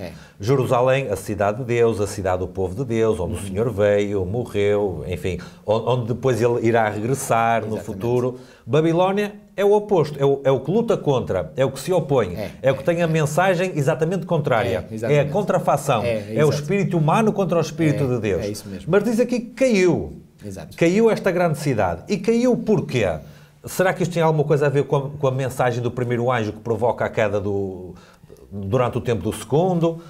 Sabes, como disseste há bocadinho muito bem, a mensagem do primeiro anjo é essencialmente uma mensagem de apelo. Ou seja, Deus faz um apelo. E um apelo para quê? Para que as pessoas aceitem o seu Evangelho, que é o Evangelho eterno. Eterno porque já vem desde os tempos eternos, conforme vimos. E, portanto, as pessoas devem aceitar o Evangelho, e a aceitação do Evangelho, ao contrário do que muitas igrejas hoje ensinam, a aceitação do Evangelho pressupõe obediência. Ok? Porque, por exemplo... Não por acaso já mencionámos os mandamentos atrás, em particular o do sábado. Por exemplo, o apóstolo Paulo, naquela segunda epístola que ainda há bocadinho lemos, na segunda epístola aos Tessalonicenses, mas agora no capítulo 1, ele, falando da vinda de Cristo, ele diz que o Senhor vem para exercer juízo. E vamos ler. Portanto... 2 Tessalonicenses, capítulo 1, diz assim: em chama de fogo, versículo 8, tomando vingança contra os que não conhecem a Deus e contra os que não obedecem, e aqui Paulo até podia dizer, não obedecem aos mandamentos, mas ele diz assim, não obedecem ao Evangelho de Nosso Senhor Jesus Cristo. Então deve-se obedecer ao Evangelho? Claro que sim. Sim. Então o Evangelho pressupõe a obediência. E claro, que obediência é esta? Pois bem, a obediência pressuposta pelo Evangelho é nada mais, nada menos do que a obediência aos mandamentos, ou seja, à lei moral de Deus. Então, Deus vem para tomar vingança contra quem? Contra os que não conhecem a Deus, ou seja, aqueles que não quiseram saber Deus para nada, mas não só contra esses, também contra aqueles que não obedecem ao Evangelho de Nosso Senhor Jesus Cristo. E aqui se inclui pessoas que até fazem profissão de fé em Deus, mas que não obedecem. É aquele grupo mencionado em Mateus 7, 21 a 23, que pessoas te dirão, ó Senhor, não fizemos isto em Teu nome, e em Teu nome não fizemos. E o Senhor responde, não vos conheço. Não vos conheço. Ou seja, essas pessoas eram supostamente crentes, mas não obedeciam ao seu Evangelho. E, portanto, o Senhor vem para punir essas também. Pastor, para descrever ainda um bocadinho melhor a Babilónia, apenas de uma forma muito rápida, porque trataremos disso numa semana seguinte, no capítulo 18 de Apocalipse, no versículo 2, este grito do segundo anjo, caiu a Babilónia, ele é repetido aqui. Portanto, 18.2 diz, caiu a grande Babilónia. E depois vai explicar as características desta Babilónia. Covil de todo o espírito morada de imundo, demónios, morada de demónios, covil de todo o espírito imundo, esconderijo de toda a ave imunda e odiável. Puxa, seja, está aqui uma descrição. Isto é do piorio que pode haver, não é? Se dissesse tornou morada de demónios, já era mau o suficiente. Mas depois ainda dá mais termos que é mesmo... Quer dizer, isto... Pior do que isto não pode haver. Não há pior do que isto. Mas depois... E estes termos são aqui apresentados mesmo para criar impacto na mente do leitor e para dizer, não procures nada de bom ali, porque não há nada de bom ali. Certo. Portanto, é tudo terrível. Tudo mau. Tudo mau. Aliás, e é sobre esta cidade e sobre este tipo de comportamento que depois... Tudo mau, atenção, nós sabemos, isso também é uma revelação, que ainda existem almas sinceras em Babilónia. Daí ser feito o apelo que está no versículo 4. Exatamente, isso mesmo. Exatamente, sai dela, povo meu. Sai dela, povo meu. Dela de quem? De Babilónia. O que é que isto pressupõe? Que ainda há povo de Deus em Babilónia. Portanto, quando eu digo que não há nada de bom em Babilónia, é nada de bom no seu sistema, na sua teologia, nas suas ideias, na sua mentalidade, nas suas características. Mas pessoas sinceras, honestas, puras, isto é, pessoas que são, que se deixam moldar por Deus. Para fazerem parte dos 144 mil que falámos atrás. Ainda há pessoas lá. E por isso é que o Senhor quer que esta mensagem seja proclamada, que é para tocar o coração dessas pessoas sinceras que ainda estão em Babilónia. Com certeza. E o apelo que é feito no versículo 4 é para sair para quê? Para não ser participante dos pecados. Exatamente. Ou seja, quem permanece será participante dos pecados. Deus aqui claramente faz uma distinção entre as pessoas e os pecados. Ou seja, ele está a dizer, o sistema está totalmente corrompido. Se tu te queres salvar, tens que dar à sola desse sistema. Tens de sair de Babilónia. Não podes salvar-te dentro de Babilónia. É engraçado, tens de sair para fora. É engraçado, pastor. Aliás, não é engraçado, é trágico. É trágico, Porque a Bíblia faz um apelo forte para sair da Babilónia. E hoje em dia, alguns adventistas acham-se no direito de fazer apelos para sair da Igreja Adventista. É qualquer coisa espantoso mesmo. Portanto, infelizmente. É uma mensagem em contrafação daquilo que é a mensagem da Bíblia, curiosamente. Não é? Aliás, em Hebreus até diz, não façais como alguns, deixando a congregação. Não é? Exatamente. Portanto, a Bíblia diz para deixar é a Babilónia, não diz para deixar a Igreja de Cristo, para deixar a Babilónia. Exatamente. Pastor, no versículo, portanto, 8... E sabes porquê que algumas pessoas dizem que se deve deixar a Igreja Adventista? Porque a Igreja Adventista ligou-se a Babilónia, ou seja, é uma com Babilónia. Bom, se a Igreja Adventista do sétimo dia, é uma pergunta que eu faço para mera reflexão daqueles que nos estão a ouvir, se a Igreja Adventista do sétimo dia estivesse unido a Babilónia, então estaríamos nós aqui a falar destas lições? Claro. Estariam estas lições, tinham estas lições sido escritas e publicadas em todo o mundo? Portanto, isto para mim não faz sentido. Agora, volto a dizer que há pessoas dentro da nossa igreja que têm o espírito de Babilónia, isso é outra conversa. Claro. Isso estou totalmente de acordo. Existem pessoas, infelizmente, dentro da nossa igreja, é o joio. É o joio que Jesus referiu. Há pessoas dentro da nossa igreja que têm o espírito de Babilónia. Mas o facto de haver babilónios dentro da igreja remanescente não significa que a igreja remanescente é Babilónia. Assim como também a presença de filhos de Deus em Babilónia não significa que eles são a igreja de Deus. Que aquela Babilónia é correta. Claro. Portanto, há aqui uma separação das águas. Portanto, volto a enfatizar este aspecto importante. O facto de haver babilónios dentro de Jerusalém não transforma Jerusalém numa Babilónia. Da mesma forma que o facto de haver portanto, pessoas de Jerusalém em Babilónia, não faz de Babilónia uma Jerusalém. Exatamente. Agora, pastor, duas notas apenas para terminar, porque na próxima semana falaremos mais em detalhe acerca disto. O apelo para sair da Babilónia é para não ser participante dos seus pecados e para não incorrer nas suas pragas que serão derramadas sobre a Babilónia. É engraçado que no fim dos tempos a Jerusalém simbólica é protegida, mas as pragas caem sobre a Babilónia. Claro. Portanto, sai da Babilónia, porque na Jerusalém espiritual é que há a proteção. E depois só para terminar o meu raciocínio, pastor, e depois mais abaixo, no versículo 10, diz... Embora aí já seja a terceira mensagem, mas tudo bem. Estou a falar de 18:10. 18:10, perdão. Okay. Apenas para falar deste assunto das pragas. Okay. Ai daquela grande cidade de Babilónia, pois numa hora veio o seu juízo. Então nós estamos a falar, nas três mensagens angélicas, que há uma mensagem de juízo. E vem um juízo sobre a Babilónia. Ou seja... Assim como veio um juízo sobre Sodoma e Gomorra. Ou seja, há uma mensagem de juízo que impede sobre todo o mundo. Isso. E esse juízo, finalmente, será aplicado de uma forma violentíssima, e veremos na próxima semana, sobre a Babilónia. Daí o apelo para sair da Babilónia. Exatamente. Para não ser participante dos seus pecados e para não incorrer no seu juízo que ela sofrerá. Mas isso faz todo o sentido. Ou seja, o que é que o Senhor quer fazer? Repara, voltando ao exemplo de Sodoma, que é o próprio Senhor Jesus que o dá, ao dizer, assim como foi nos dias de Ló, assim será nos dias da vinda do Filho do Homem. Repara, antes de os juízos de Deus terem caído sobre Sodoma e Gomorra, e caíram como? Na forma de fogo e enxofre. O que é que a mensagem do terceiro anjo fala? Também de fogo e enxofre.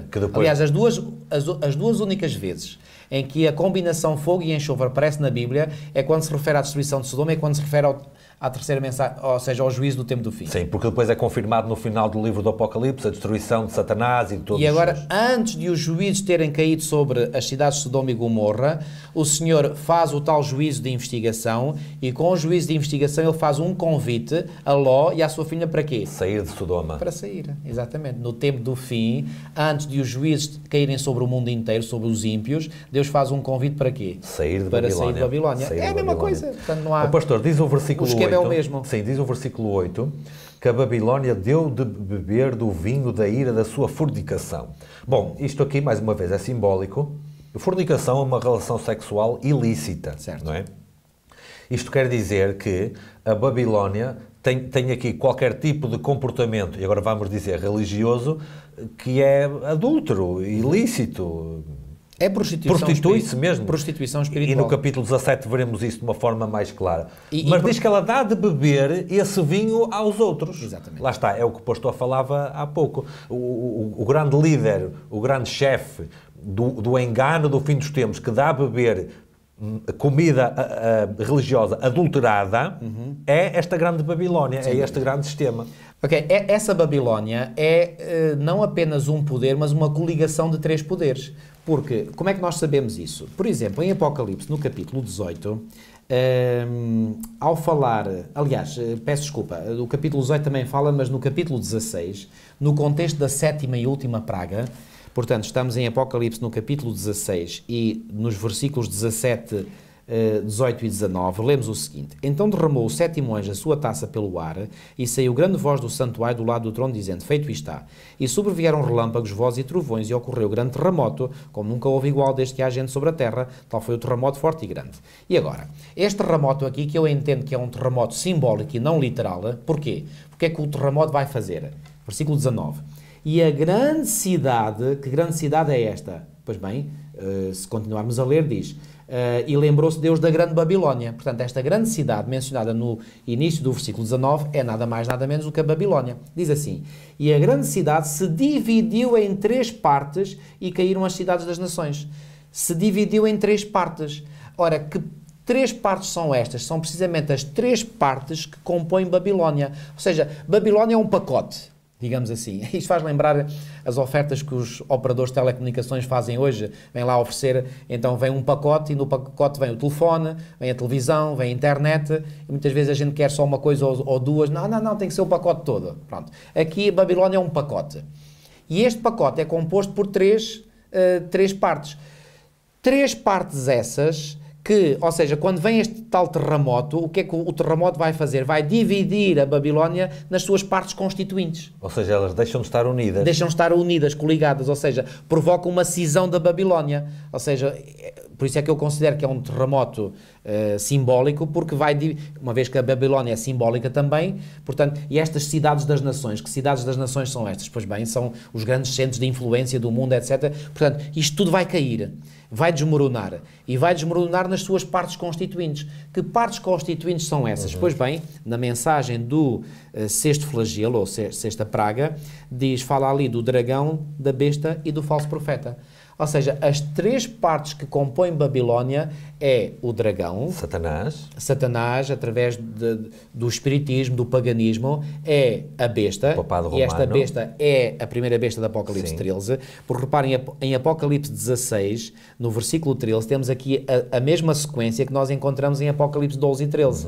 Em Apocalipse 12 é-nos apresentado um outro sinal. O primeiro sinal é aquela mulher vestida de sol, com a lua debaixo dos pés, com 12 estrelas sobre a cabeça, e depois João diz, e vi outro sinal, e esse outro sinal é referente ao dragão. Depois do dragão mencionado no capítulo 12, vem a primeira besta mencionada no capítulo 13, que é a besta que emerge do mar, e depois a segunda besta, que é a besta que emerge da terra. Que seria o falso profeta, neste caso. E aqui a sequência é a mesma. Primeiro é mencionado o dragão, depois a besta, que corresponde à primeira besta do Apocalipse 13, e depois o falso profeta, que corresponde à segunda besta. O protestantismo apostatado, principalmente na América do Norte. Só que, porquê que aqui os termos são diferentes? Há aqui um detalhe importante, porque enquanto que em Apocalipse 13 a besta é mais escrita em termos económicos e políticos, porque, repara, tem poder mundial para impor... Comprar e vender. Isso é mais a parte económica, ou seja, é um poderio económico, é uma superpotência económica e, portanto, tem o poder de emitir esse decreto. Mas também é um poderio político porque tem o poder de fazer morrer todos aqueles que não adorarem a besta e a sua imagem, ok? Portanto, aí a segunda besta do Apocalipse 13 é mais escrita em termos políticos e económicos. Aqui no capítulo 16 é mais escrito em termos religiosos. Porque diz falso profeta. Ou seja, o que é que isto nos mostra? Que é um profeta portanto, reparem, isto faz-me lembrar, por exemplo, o caso de Balaão. Balaão começou por ser um verdadeiro profeta, mas depois transformou-se num falso profeta. Aqui refere-se a um profeta que começou por ser um profeta verdadeiro, mas depois se transforma num falso profeta. Nós, adventistas do sétimo dia, vemos aqui uma descrição do protestantismo. Começou por pregar aquilo que era correto, mas que depois se deixou corromper e se torna num falso profeta. E esse falso profeta está intimamente ligado à segunda besta. Então, quer dizer que se torna, portanto, que é o protestantismo apóstata, mas sobretudo o protestantismo dos Estados Unidos da América. Exatamente. Porque é lá que os protestantes vão exercer a sua influência sobre o poder político, para que o poder político leve avante a agenda do protestantismo, que entretanto uniu-se com Roma. Então, portanto, isto o quadro Pastor, é perfeito. já agora eu aproveito para fazer aqui um breve resumo tipológico, apenas isso só. Aliás, há um vídeo neste canal, se quem quiser procurar, sobre Elias e Jezabel, profecia para o fim do tempo.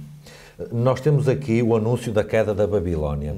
A história de Elias, Acabe, Jezabel e os profetas de Baal, ela é totalmente tipológica e representativa do que acontece aqui.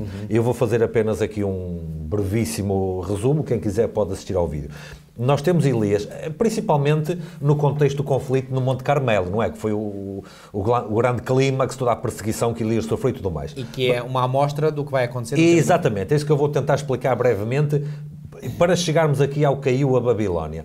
Nós temos Elias, que é o povo de Deus. Representa o povo de Deus. Certo. Nós temos Acabe, que é o líder político. Isso. E já vimos que o líder político no fim dos tempos é os Estados Unidos da América do Norte. Unidos da América. Depois nós temos Jezabel, que é a líder religiosa. E que era a mulher de Acabe e que era ela que se juntou com ele, o que provoca que Acabe tenha um casamento religiosamente adúltero. Isso. Religiosamente adúltero. Temos a mulher... E nós sabemos muito bem que Acabe era, desculpem uma expressão, um banana, que fazia à vontade a Jezabel. Que fazia ou seja, Jezabel é que controlava os cordelinhos da vida de Acabe. Podemos ter a certeza que no fim dos tempos os Estados Unidos farão a vontade ao papado romano. Podemos ter a certeza. Ou seja, a Jezabel espiritual, ou seja, os Estados Unidos controlam, digamos, o poder político.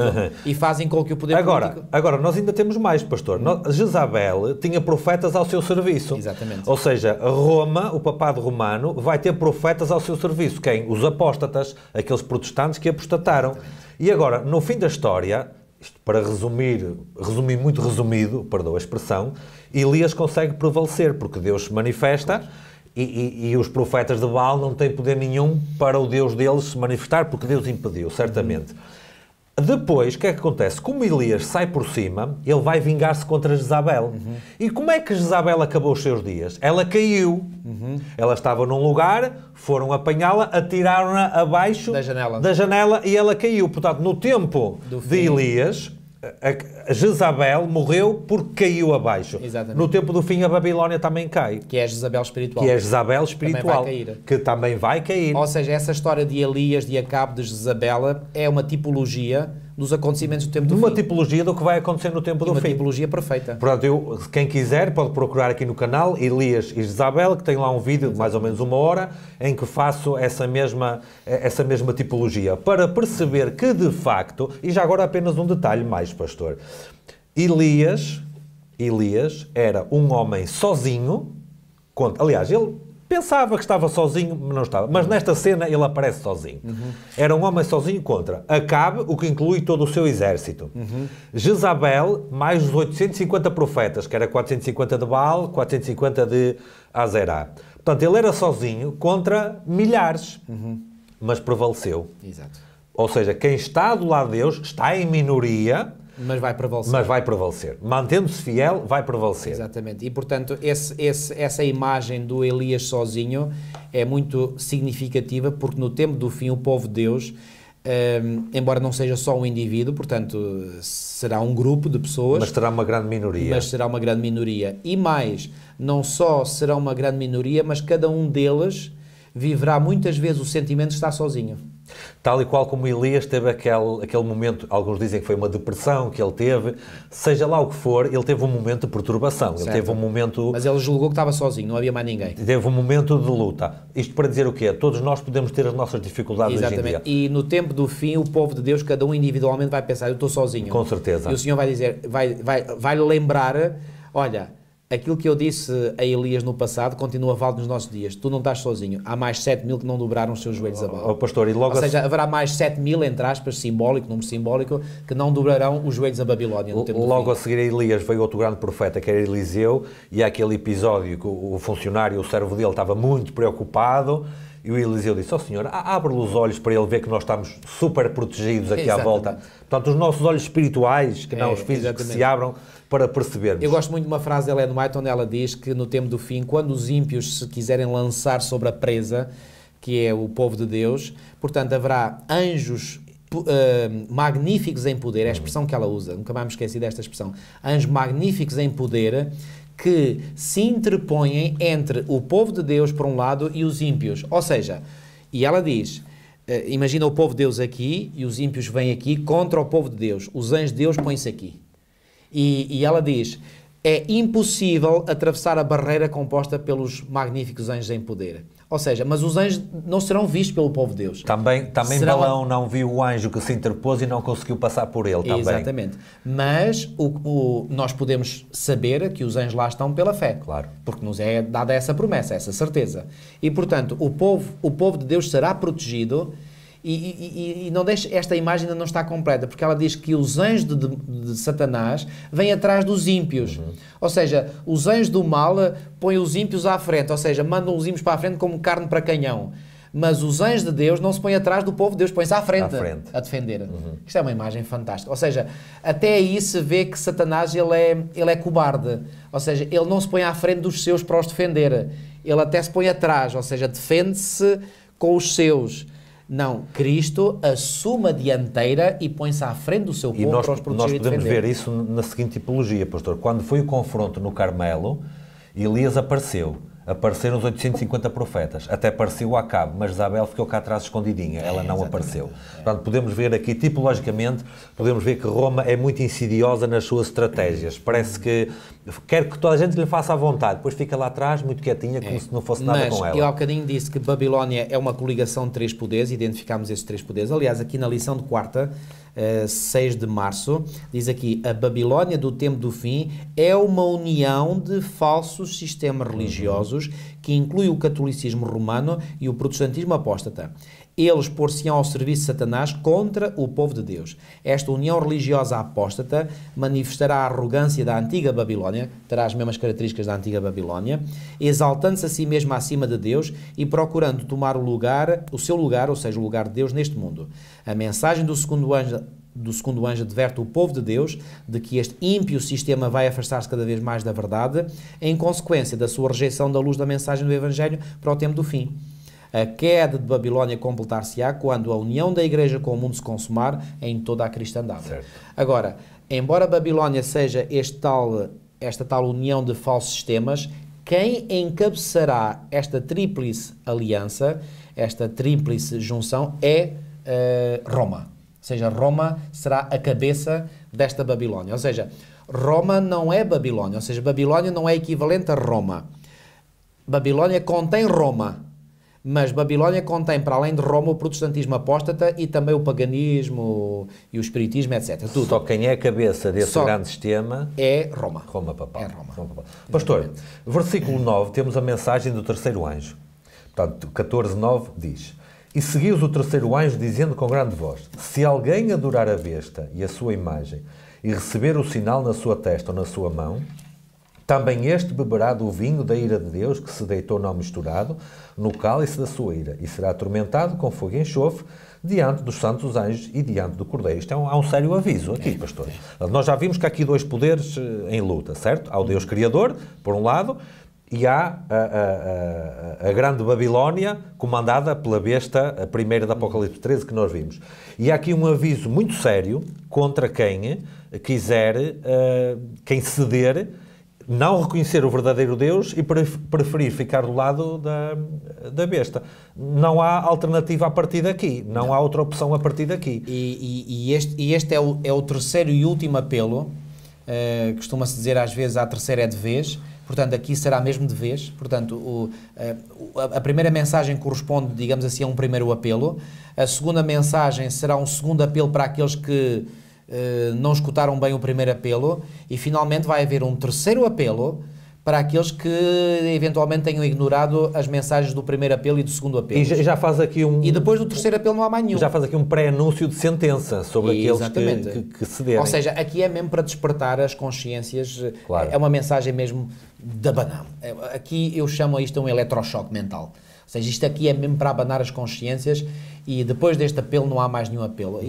Eu faz-me lembrar aqueles anúncios que se ouvem nos aeroportos. Atenção, senhores passageiros do voo número tal, com destino... Última chamada. Última chamada. A partir daí... Se não atender, já não entra. Acabou. Portanto, se a pessoa ignorou essa chamada, não chega a tempo, acabou. Pastor, nós já falámos da imagem e do sinal em semanas anteriores, mas há aqui algo que eu gostaria que o pastor comentasse, porque no versículo 10 diz que aqueles que adorarem a besta, porque isto é uma questão de escolha, Deus é tão misericordioso que até deixa as pessoas escolherem.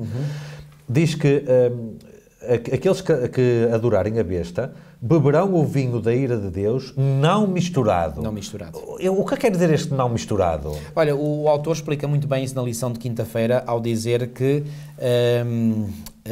portanto, nos tempos antigos, as pessoas muitas vezes diluíam o vinho com água para reduzir o seu poder embriagante. Mas o vinho da ira de Deus é descrito como não misturado, akratu. O vinho não misturado, não diluído, representa o derramamento da ira de Deus na sua máxima intensidade, sem misericórdia. Ou seja, pastor, a ira de Deus vem nua e crua com toda a sua intensidade. Não, vem concentrada, não vem diluída. Esgotando-se todos os apelos de misericórdia, exatamente. Não resta alternativa a Deus. Não resta alternativa. Por exemplo, mais uma vez, sirvo-me aqui de uma época do passado, pois Jesus disse, assim como foi nos dias de Noé, assim será nos dias da vinda do Filho do Homem. Nos dias de Noé, a misericórdia de Deus estava disponível para os antediluvianos até ao momento em que a porta da arca se fechou. Depois já não abriu mais. A partir do momento em que se fechou, acabou. E depois, quando começou a vir o dilúvio, bem que eles foram lá, bateram, gritaram, etc. Bom, pastor, receberam a ira de Deus sem misericórdia. Até a própria Ellen White diz que, inclusive, Satanás temeu pela sua existência diante daquela catástrofe. Exatamente. E, portanto, se no fim dos tempos vai ser a consumação de todas as destruições, nem quero imaginar. É tão importante que nós hoje tenhamos a certeza de que nós estamos a aceitar a verdade divina, a plena verdade divina, e não deixemos que as nossas mentes se deixem embriagar por este vinho. Que vinho é este? É o vinho das falsas ideias, falsos conceitos, das falsas doutrinas. Ou seja, é um sistema... Repare, o vinho até pode ser aparentemente bonito. Olha, eu vou falar aqui de uma experiência que eu vivi. Eu tinha os meus 13 anos, era aluno do 7º ano numa escola secundária e houve uma visita de estudo da minha turma a uma empresa de vinhos. Isto foi no distrito de Setúbal, onde eu passei parte da minha adolescência, e então fomos visitar uma fábrica, portanto, de vinhos em Azeitão. E no final, eu até depois mais tarde comecei a pensar, no final dessa visita havia lá uma sala e em cima de uma mesa havia uma série de taças com um vinho rosé. E essas taças era para oferecer aos alunos. Bom, éramos uma turma de adolescentes de 12, 13, 14 anos, sei lá, acho que não havia colega nenhum que tivesse 15 anos, portanto andámos ali todos nos 13, 14 anos. E eu me perguntei, repara, oferecer bebida alcoólica a adolescentes de 13, 14 anos é quase como que a incitá-los a isso. Bom, mas o que é certo é que quando eu olhei para ali, eu vi algo tão reluzente, tão lindo, vinho rosé, quer dizer, não é bem encarnado, é assim um tom que não é, está ali entre o rosa e o vermelho, pronto, uma cor bonita. E eu olhei para aquilo e eu pensei, eu vou provar. Eu nunca tinha provado vinho até ali. E eu pensei, não, eu vou provar. Eu sabia, lá no fundo da minha consciência, que não deveria fazê-lo. Mas a imagem que se apresenta... Tão atraente que eu disse, não, tão apelativa. Eu vou, até me estão a oferecer e tudo, eu vou provar. E provei mesmo. Então peguei no copo e eu convencido que ia beber aquilo tudo. Mas quando eu tomo contacto com o sabor daquilo, tive uma reação de repulsa. Quer dizer, o sabor não me soube bem, mas é que não me soube bem mesmo. Então eu cheguei junto a um colega e olha, tu queres o meu copo? Ele disse, tu não queres? Eu disse, não quero. Ele ficou todo contente e pegou e bebeu o dele e bebeu o meu. Reparem, eu depois, mais tarde, eu até fiquei contente de ter dado a mim a possibilidade de ter feito aquela experiência, porque pensei assim, se eu não tivesse bebido, eu se calhar ficava na minha mente com a ideia que aquilo era uma coisa muito boa e eu tinha, digamos, deixado de passar uma oportunidade de provar uma coisa tão boa. Mas o facto de eu ter provado trouxe-me a convicção, isto afinal é bonito, mas apesar de ser bonito não presta. Pois bem, este vinho de Babilónia é algo que aos olhos das pessoas aparece como algo lindo, atraente, mas não presta. E o fim é este que nós acabamos de ver aqui. O fim é exatamente este. Isto não é vinho, isto é fel amargoso, claro, cheio de veneno, não é?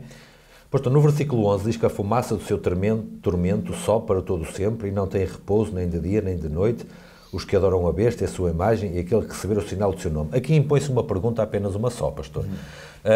Será que este versículo favorece a existência de um inferno eterno onde estarão ali a arder para todo sempre? Essa é a pergunta que, como costuma dizer, vale $1 milhão.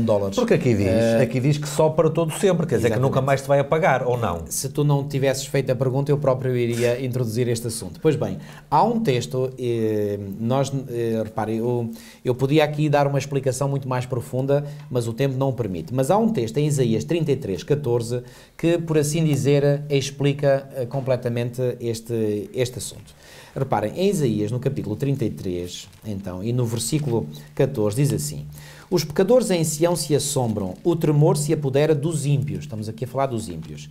E eles perguntam: quem dentre nós habitará com o fogo devorador? Quem dentre nós habitará com chamas eternas? Então, reparem, quando fala aqui, portanto, que a fumaça do seu tormento sobe, aqui a minha versão até diz, pelos séculos dos séculos. Sim. Eu gosto mais da forma como a tua versão traduz, que é para todo sempre, não é? Ora bem, para todo sempre na Bíblia tem o significado de enquanto durar. Por exemplo, no primeiro livro de Samuel, e já vou explicar melhor este texto de Apocalipse, de Isaías 33 que acabei de ler. Em 1 de Samuel, no capítulo 1, quando Ana, por exemplo, vai desmamar Samuel, não é? Ela tinha feito um voto ao Senhor, e o voto era que se o Senhor a fizesse fértil e ela tivesse um filho, queria devolver esse filho ao Senhor. E o voto que ela fez, ela o cumpriu. E ao relatar, portanto, essa entrega do filho Samuel ao Senhor, diz assim, portanto, o versículo 22 do capítulo 1 de 1 de Samuel. Ana, porém, não subiu e disse ao seu marido: quando for o menino desmamado, ela aqui estava preocupada que o menino não fosse levado também antes do tempo, ou seja, enquanto uma criança não está desmamada, ela precisa do leite materno e, portanto, só depois é que tem autonomia para comer outras coisas. Quando for o menino desmamado, levá-lo-ei para ser apresentado perante o Senhor e para lá ficar para sempre. E depois, mais à frente, no versículo 28 diz, no versículo 27 está a falar com o sacerdote, que até tinha pensado que ela estava embriagada quando estava a fazer o pedido, e ela diz assim: por este menino orava eu, e o Senhor me concedeu a petição que eu lhe fizera, pelo que também o trago como devolvido ao Senhor, e depois diz assim: por todos os dias que viver. Então reparem, aquela expressão para lá ficar para sempre, o que é que significa? Significa por todos os dias que viver. É evidente que Samuel não ficou lá todos os dias, senão ainda lá estava. Ainda lá estava hoje.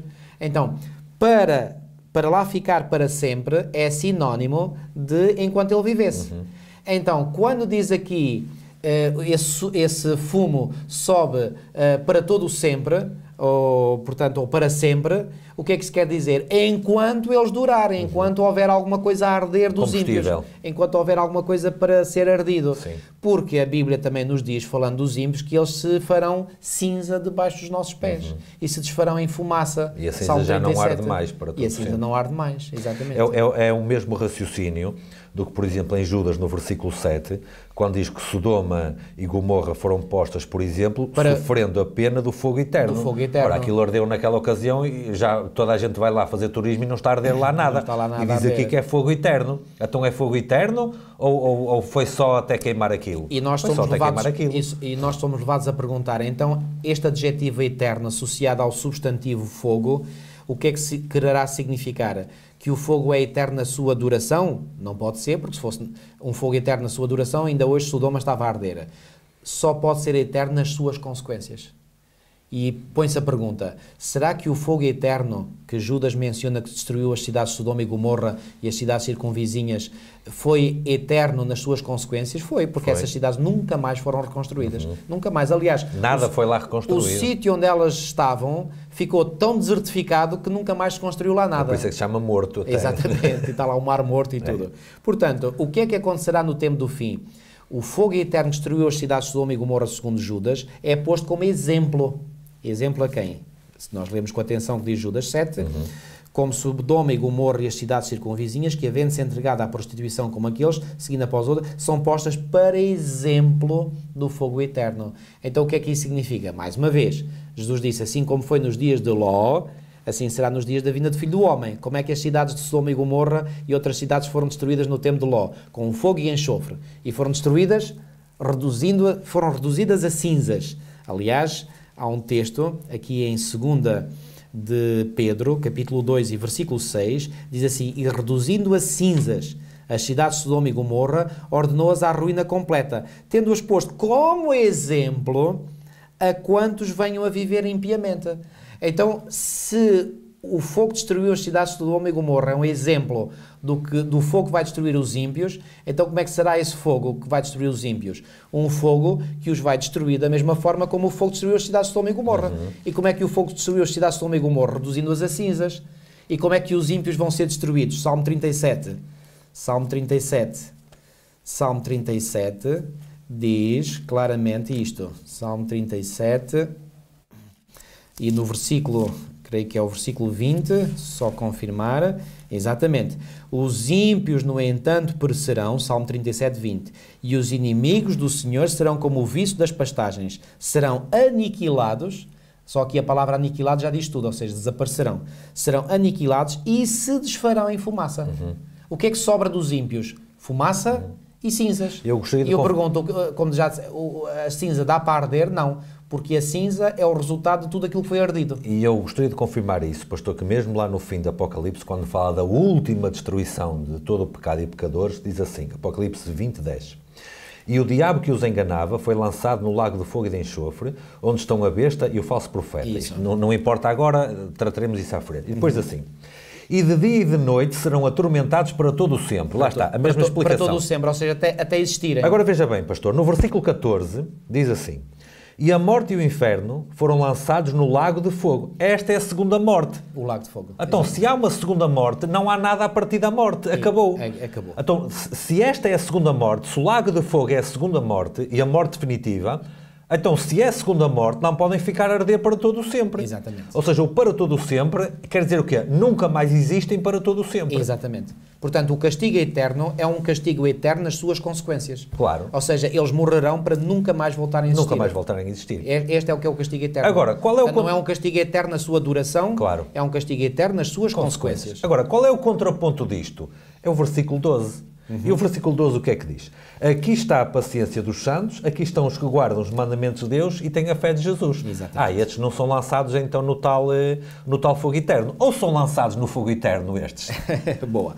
Naquele texto que eu li há bocadinho, de Isaías 33, e agora vou acabar de explicar, diz lá, aliás, são os próprios ímpios que fazem a pergunta, e eu vou ler mais uma vez, e a pergunta é, portanto, os pecadores em Sião se assombram, ou seja, eles ficam aterrorizados, o tremor se apodera dos ímpios e eles perguntam, são eles os ímpios que perguntam, quem dentre nós ímpios, habitará com o fogo devorador?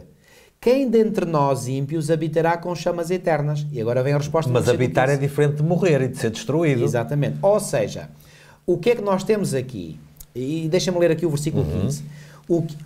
Em resposta às perguntas que os próprios ímpios fazem, vem agora a resposta no versículo 15. Estou em Isaías 33. O que anda em justiça e fala o que é reto, o que despreza o ganho de opressão, o que com um gesto de mão recusa aceitar suborno, o que tapa os ouvidos para não ouvir falar de homicídios e fecha os olhos para não ver o mal, este habitará nas alturas. As fortalezas das rochas serão o seu alto refúgio, o seu pão lhe será dado, as suas águas serão certas. O que é uma promessa para o tempo da angústia, como iremos ver depois mais à frente. Então, a resposta às perguntas dos ímpios, quem dentre nós habitará com o fogo devorador? Quem dentre nós habitará com chamas eternas? A resposta vem, só os justos, aqueles que não aceitam suborno, aqueles que andam retamente, esses é que vão habitar. Ou seja, o que é que temos aqui que é muito interessante? Satanás fez aqui uma contrafação e inverteu aqui, digamos, as placas. Ou seja, quem são aqueles que verdadeiramente vão viver com o fogo eterno? Os salvos. Os salvos, por quem é este fogo eterno? Pois bem, já o apóstolo Paulo em Hebreus, e eu vou ler essa passagem, porque isto temos que ir ponto por ponto para deixar isto muito bem explicado. O apóstolo Paulo, na sua epístola aos Hebreus, escreveu isto. Hebreus capítulo 12, versículo 29 diz assim: porque o nosso Deus é fogo consumidor. E onde é que Paulo foi buscar esta ideia? Pois bem, ele foi buscar esta ideia, portanto, no Antigo Testamento e particularmente, e eu tenho aqui esta Bíblia que tem aquelas notas de pé de página, e quem de vós tiver uma Bíblia com notas de pé de página pode descobrir que Paulo aqui está a citar o texto que aparece, portanto, em Deuteronômio, no capítulo 4 e versículo 24. E se formos a Deuteronômio, no capítulo 4 e no versículo 24, lemos assim: porque o Senhor teu Deus é fogo que consome, é Deus geloso. O Deus é o quê? É fogo. E fogo que consome. Mas, em Êxodo 24, 15 a 17... Êxodo 24, 15 a 17, diz assim: depois de Moisés ter vivido a experiência, portanto, de ter subido ao monte Sinai, diz assim: tendo Moisés subido, uma nuvem cobriu o monte, e a glória do Senhor pousou sobre o monte Sinai, e a nuvem o cobriu por 6 dias. Ao 7º dia, do meio da nuvem, chamou o Senhor a Moisés. O aspecto da glória do Senhor era como um fogo consumidor no cimo da montanha aos olhos dos filhos de Israel. Então, por que a Bíblia diz que Deus é um fogo consumidor, ou um fogo que consome? É dito em Deuteronômio, pois Paulo usa essa mesma expressão de Deuteronômio na sua epístola aos Hebreus. Por que é dito que Deus é um fogo consumidor? Porque a glória de Deus é tão forte, tão intensa, tão maravilhosa que parece um fogo. Então, quem é que unicamente vai poder habitar com o fogo eterno? Quem é que vai estar na presença do fogo eterno por toda a eternidade? Por toda a eternidade, e aí estamos a falar temporalmente mesmo. Temporalmente. São os justos e não os ímpios. Então Satanás virou ao contrário e diz que os perdidos é que vão arder para sempre. Ou seja, Satanás vira as coisas ao contrário, como ele fez no Jardim do Éden. Claro, certamente não morrereis. Deus tinha dito, certamente morrereis. E vem ele e disse, certamente não morrereis. Certo. Ou seja, o que é que ele fez? Trocou as placas, ok? Placas entre aspas, estou a usar uma linguagem simbólica. Então Satanás aqui também troca as placas, e o que é que ele diz? Ou seja, a verdade é que aqueles que habitarão com o fogo eterno são os salvos. E ele vai dizer que os ímpios é que habitam no fogo eterno. Olhem como Satanás... Virou ao contrário.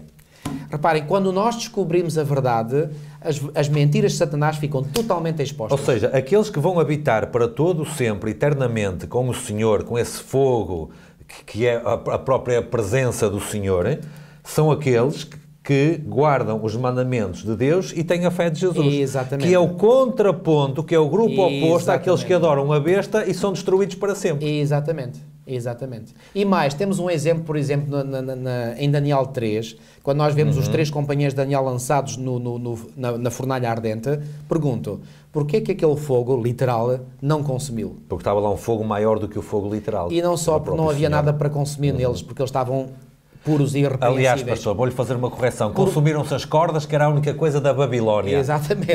O que era deles não foi consumido. Agora o que era da Babilónia foi consumido. O que era de Deus não foi consumido. Exatamente. E Deus apareceu ali no meio deles. Então, quem são aqueles que viverão com o fogo eterno, com as chamas eternas? São os salvos. Porquê? Eles podem aparecer diante da glória de Deus, porque a glória de Deus consome tudo aquilo que é negativo. E daí que seja também dito na Bíblia que é o fogo eterno que consome os ímpios.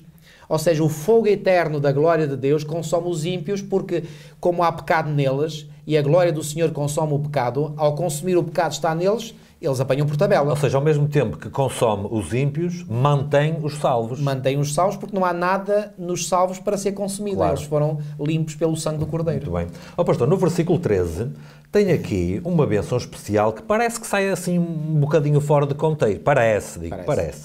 E ouvi uma voz do céu que me dizia, escreve, bem-aventurados os mortos que desde agora morrem no Senhor. Sim, diz o Espírito, para que descansem dos seus trabalhos e as suas obras os seguem. Parece que há aqui uma bênção especial sobre um grupo qualquer, que é aqueles que desde agora morrem no Senhor. Desde agora implica tempo.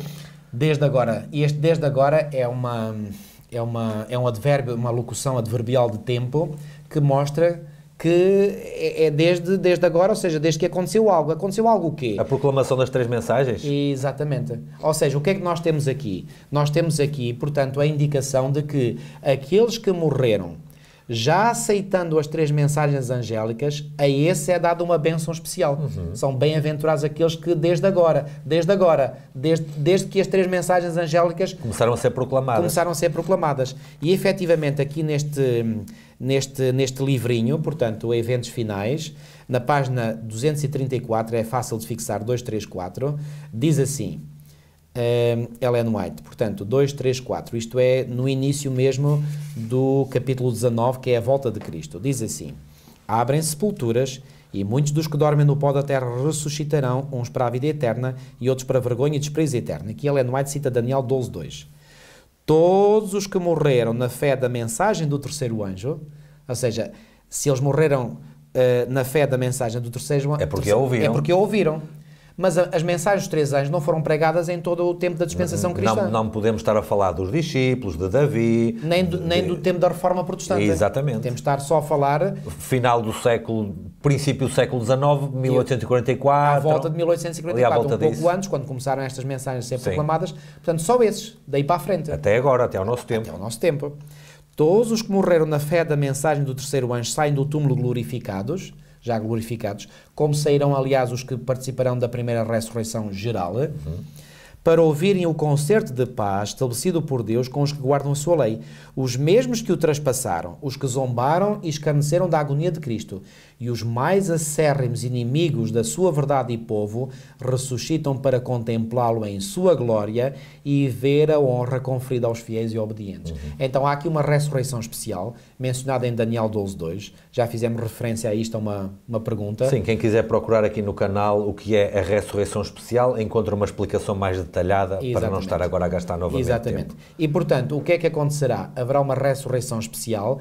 Nessa ressurreição especial, ao contrário do que acontece nas duas grandes ressurreições gerais, em que há a primeira ressurreição em que só nela ressuscitam justos, e a segunda ressurreição em que só nela participam ímpios, nesta ressurreição especial ressuscitam justos e ímpios. Então, estes justos e ímpios ressuscitam antes da vinda de Cristo e vão contemplar a vinda de Cristo. Então, todos aqueles que aceitaram as três mensagens angélicas, Deus os compensa com uma bênção especial, que é estarem vivos quando Cristo vier. Ou seja, ressuscitam um pouco antes, juntam-se aos 144 mil que estão vivos. E veem Cristo regressar. E desta vez, eu vou-me referir especificamente a 1844. Em 1854 houve um grande desapontamento, porque esperavam que naquela data o Senhor aparecesse. Neste caso não há desapontamento nenhum, porque eles ouvem a data e é a voz de Deus que anuncia, por isso está certa, e aguardam esse dia para verem o Senhor voltar. E vão ver. Portanto, há uma compensação do desapontamento de 1844. Exatamente. Porque agora não há desapontamento, agora há consolação, porque agora vem mesmo. Exatamente. E outro aspecto interessante é que Deus dá... Reparem, por exemplo, às vezes ouço irmãos dizer: eu gostava tanto de estar vivo quando Cristo vier. Irmãos, todos aqueles que hoje viverem, mesmo que venham a morrer, eles vão estar vivos quando Cristo regressar. Até provavelmente alguns dias antes, segundo imaginamos. Portanto, não precisamos estar preocupados se estaremos vivos ou mortos. Podemos ter que passar pela morte. Podemos ter que passar pela morte, mas estaremos vivos quando Cristo regressar. Porque todos os salvos que viveram de 1844 para agora não ressuscitam no dia da volta de Jesus, ressuscitam nesta ressurreição especial. Exatamente. Ellen White, Tiago White, e essa é a bem-aventurança que está registada em Apocalipse 14, por isso é que o anjo disse a Ellen White que ela estaria com os 144 mil, porque ela ressuscita para se juntar a eles. Ressuscitará nessa ressurreição especial e ao ressuscitar juntar-se-á àqueles que estão vivos. Para aguardar o Senhor. Exatamente. Pastor, nos breves minutos que nos faltam, eu gostaria de abordar um bocadinho o versículo 14 ao 20, porque o autor, certamente por falta de espaço, não será por outra razão, na lição de sexta-feira ele menciona brevemente, porque aqui no 14 ao 20 há uma separação. Exatamente. Há dois grupos. O pastor disse há pouco que há dois senhores em luta. E depois no 14 ao 20 há dois grupos. Há um que vai obedecer a um senhor, há outro que vai obedecer ao outro, não é? E repara uma coisa, e aquilo que eu vou agora sublinhar aqui ou enfatizar é crucial para nós entendermos estes dois grupos. Porque em Apocalipse 14, o primeiro grupo é mencionado nos versículos 14 a 16, diz assim... no versículo 15 diz assim: outro anjo saiu do santuário gritando em grande voz para aquele que se achava sentado sobre a nuvem: toma a tua foice e ceifa. Depois diz assim: pois chegou a hora de ceifar. E porquê que chegou a hora de ceifar? Visto que a seara da terra já amadureceu. Claro, quando uma seara está amadurecida, é hora de ceifar, não é? Não vou entrar em detalhes, pastor, mas já caiu a chuva temporã, já caiu a chuva serôdia e o trigo já está bom agora. Exatamente. E agora...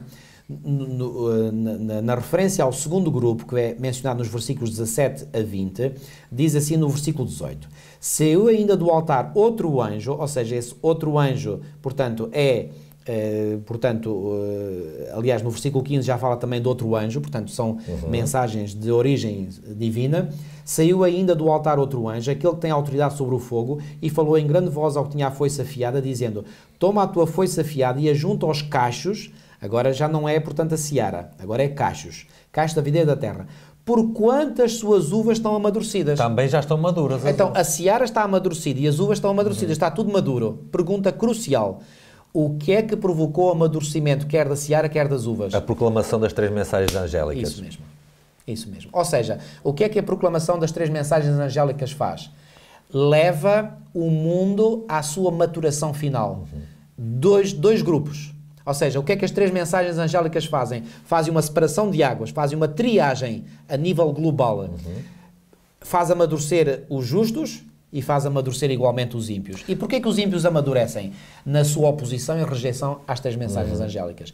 Os justos foram amadurecidos pela sua aceitação das 3 mensagens angélicas. Os ímpios são amadurecidos pela sua rejeição às 3 mensagens angélicas. Estão todos maduros. Pastor, no capítulo 15... E são os dois submetidos a uma colheita, só que uns são colhidos para o celeiro celestial e outros são colhidos para o lagar da ira de Deus. Esse é um dos destaques que eu quero fazer aqui antes de terminarmos. Porquê? Porque no versículo 15 é feito um apelo para a foice ser lançada e ceifar, certo? E depois, no versículo 18, é feito outro apelo para lançar a foice e para apanhar os cachos da vinha da terra para a vindima. Certo. Ora, quem é que tem a foice na mão? A resposta está dada no versículo 14. E olhei, eis uma nuvem branca, e assentado sobre a nuvem, um semelhante ao Filho do Homem, que tinha na sua cabeça uma coroa de ouro, na sua mão uma foice aguda. Exatamente. Bom, vindo nas nuvens dos céus, numa nuvem branca, e um semelhante ao Filho do Homem, só pode ser uma pessoa aqui, não pode ser mais ninguém. Claro. Ou seja, a pessoa de Jesus é que tem direito a ceifar e decidir quem é que é o bom trigo para o seu celeiro e quem é que é as uvas que não prestam para ser esmagadas na vindima. Mas atenção, no tempo da vinda de Cristo, os dois campos já estão claramente separados. Isto é apenas só a ratificação, a confirmação. É, exatamente. Portanto, não há aqui passagem de um campo ao outro. Aqui está tudo definido. Tudo definido. E quando é que ficou tudo definido? Bom, Apocalipse 22. Porque em Apocalipse 22 nós temos o versículo 11, que fala, portanto, do tempo em que continua o injusto fazendo injustiça, continua o imundo ainda sendo imundo, o justo continua na prática da justiça e o santo continua a santificar-se, e depois logo o versículo 12 diz: e eis que venho sem demora. Claro. Então o que é que acontece? O que é descrito no versículo 11 precede o vir sem demora. E o vir sem demora é o versículo 14 do capítulo 14, quando aparece Jesus na nuvem do céu. E aqui em Apocalipse 22, 12 diz: e comigo está o galardão que tenho para retribuir a cada um segundo as suas obras. É a descrição que está de 14 a 20. Exatamente. Ou seja, ele retribui a uns com a vida eterna, levando-os para o celeiro celestial, e a outros retribui com lançá-los no lagar da ira de Deus, que é a destruição. E diz para ser esmagados e o sangue do lagar. Isto até é uma imagem assim... repugnante. Um pouco repugnante, mas que define claramente destruição, como Exatamente. É evidente, não é? Exatamente. Aliás, o sangue está normalmente associado à morte na Bíblia. Também, o sangue também é símbolo da vida, também. E diz aqui que o lagar foi pisado, diz o versículo 20, fora da cidade. O que é que isto imediatamente nos faz pensar? É que no capítulo 20 de Apocalipse é descrita a descida da Nova Jerusalém e depois aqueles que estão fora da cidade, ou seja, aqueles que não puderam entrar na cidade, aí eles serão esmagados, ou seja, serão destruídos. Definitivamente destruídos. Portanto, aquela imagem simbólica de que diz que o lagar foi pisado fora da cidade leva-nos imediatamente para a imagem de Apocalipse 20, porque em Apocalipse 20, portanto, diz aqui no versículo 7, quando porém se completarem os 1000 anos, Satanás será solto da sua prisão e sairá a seduzir as nações que há nos 4 cantos da terra. Versículo 9, marcharam então pela superfície da terra e sitiaram o acampamento dos santos e a cidade querida. Desceu, porém, fogo do céu e os consumiu. Então, eles serão destruídos fora da cidade. Ou seja, é fora da cidade, que cidade? Da Nova Jerusalém, onde estão os redimidos, os salvos, que os ímpios serão destruídos. Bom, a mensagem é clara. Uma última palavra, Filipe, se me permites. O que as 3 mensagens angélicas farão no tempo do fim, que é fazer a maturação portanto, de todos os habitantes que habitam à face da Terra, dividindo-os em 2 grupos, é exatamente o mesmo efeito que o ministério de Jesus Cristo teve enquanto ele andou nesta Terra. Quando nós lemos em Lucas, no capítulo 2, que José e Maria foram com o menino Jesus ao templo para ele ser dedicado ao Senhor, diz-nos lá que no templo estava lá um senhor já com uma certa idade, que foi Simeão, e Simeão, diz-nos o versículo 25 de Lucas 2, que havia em Jerusalém um homem chamado Simeão, homem este justo e piedoso, que esperava a consolação de Israel. Esta consolação de Israel era o Messias prometido, que veio a ser Jesus Cristo. E o Espírito Santo estava sobre ele. Revelar-lhe o Espírito Santo que não passaria pela morte antes de ver o Cristo do Senhor. E finalmente, ele vai dizer, ele diz que Simeão tomou nos braços o menino e louvou a Deus, dizendo-se: agora, Senhor, podes despedir em paz o teu servo, segundo a tua palavra, porque os meus olhos já viram a tua salvação, a qual preparaste diante de todos os povos, luz para a revelação aos gentios e para a glória do teu povo de Israel. Ou seja, ele está a dizer: ó Senhor, eu já vi o Salvador prometido, já me podes fazer morrer, que eu já estou satisfeito, já não tenho mais nada a pedir, podes-me fazer descansar. Mas diz aqui o versículo 33, estavam o pai e a mãe do menino admirados do que dele se dizia. Simeão os abençoou e disse a Maria, mãe do menino: eis que este menino, referindo-se obviamente ao menino Jesus, está destinado para quê? Tanto para ruína, como para o levantamento de muitos em Israel e para ser alvo de contradição. Então o que é que o ministério terreno de Jesus fez? Para uns foi ruína, para outros foi levantamento. O que é que as três mensagens angélicas irão fazer no tempo do fim? Para uns será ruína, para outros será levantamento. Com certeza. Ou seja, as três mensagens angélicas será, por assim dizer, uma extensão do ministério que o próprio Cristo viveu nesta terra. Mas essa extensão do ministério de Cristo nesta terra será vivido por aqueles que terão o privilégio de pregar as três mensagens angélicas no tempo do fim. Nós podemos ver isso de uma forma muito clara. Quando comentámos o versículo 10, pastor, falámos que aqueles que adorarem a besta beberão do vinho da ira de Deus. E esta ceifa das uvas, elas são atiradas, versículo 19, no grande lagar da ira de Deus. Mas o mesmo capítulo também menciona a paciência dos santos, os que guardam os mandamentos de Deus e têm a fé de Jesus, a bem-aventurança sobre os mortos que desde agora morrem no Senhor, e aquele que o Senhor ceifa porque está maduro para o seu celeiro, para o seu trigo. Os dois grupos, sempre dois grupos aqui de um lado e do outro, e perfeitamente definido o que é que finalmente será o destino de um e o que será o destino do outro. Como nota final, qual a nossa escolha? Essa é a grande questão que cada um de nós terá que fazer, e queremos nós estar do lado da besta ou do lado do Criador? Queremos nós realmente aceitar as três mensagens angélicas como incorporando toda a verdade revelada divina, ou queremos nós aceitar um vinho contaminado de falsas doutrinas, de falsas ideias? Pois bem, a minha decisão, pela graça de Deus, está tomada. Eu desejo e espero e oro que cada um de vós possa, pela graça do Senhor também, fazer a sua boa decisão, estar do lado de Deus e dos seus mandamentos, e por isso aceitar, e não apenas aceitar, pregar as três mensagens angélicas de Apocalipse 14, 6 a 12. Vamos terminar com uma oração, pastor. Senhor nosso Deus, que habitas o céu, nós te agradecemos por esta análise que fizemos ao capítulo 14 do Apocalipse e da mensagem que tu tens para a tua igreja e para o mundo neste tempo. Amém. Ó Senhor, aqueles que assistiram que possam ser abençoados pela pregação deste capítulo, Senhor. Que possam ser fortalecidos por entender qual é a mensagem que tu tens para cada um de nós e para a tua igreja neste tempo, Senhor. Amém, Senhor. Que nos saibamos renovar e transformar a cada dia à imagem e semelhança de Jesus para estar do lado certo, do lado daqueles que aceitam as mensagens, que se transformam e se convertem ao Senhor através das mensagens e que depois as pregam também para outros. Amém, Senhor. Que tu abençoes cada um e a tua igreja para seguir em pé até ao fim, para estar do lado certo da ceifa quando tu voltares.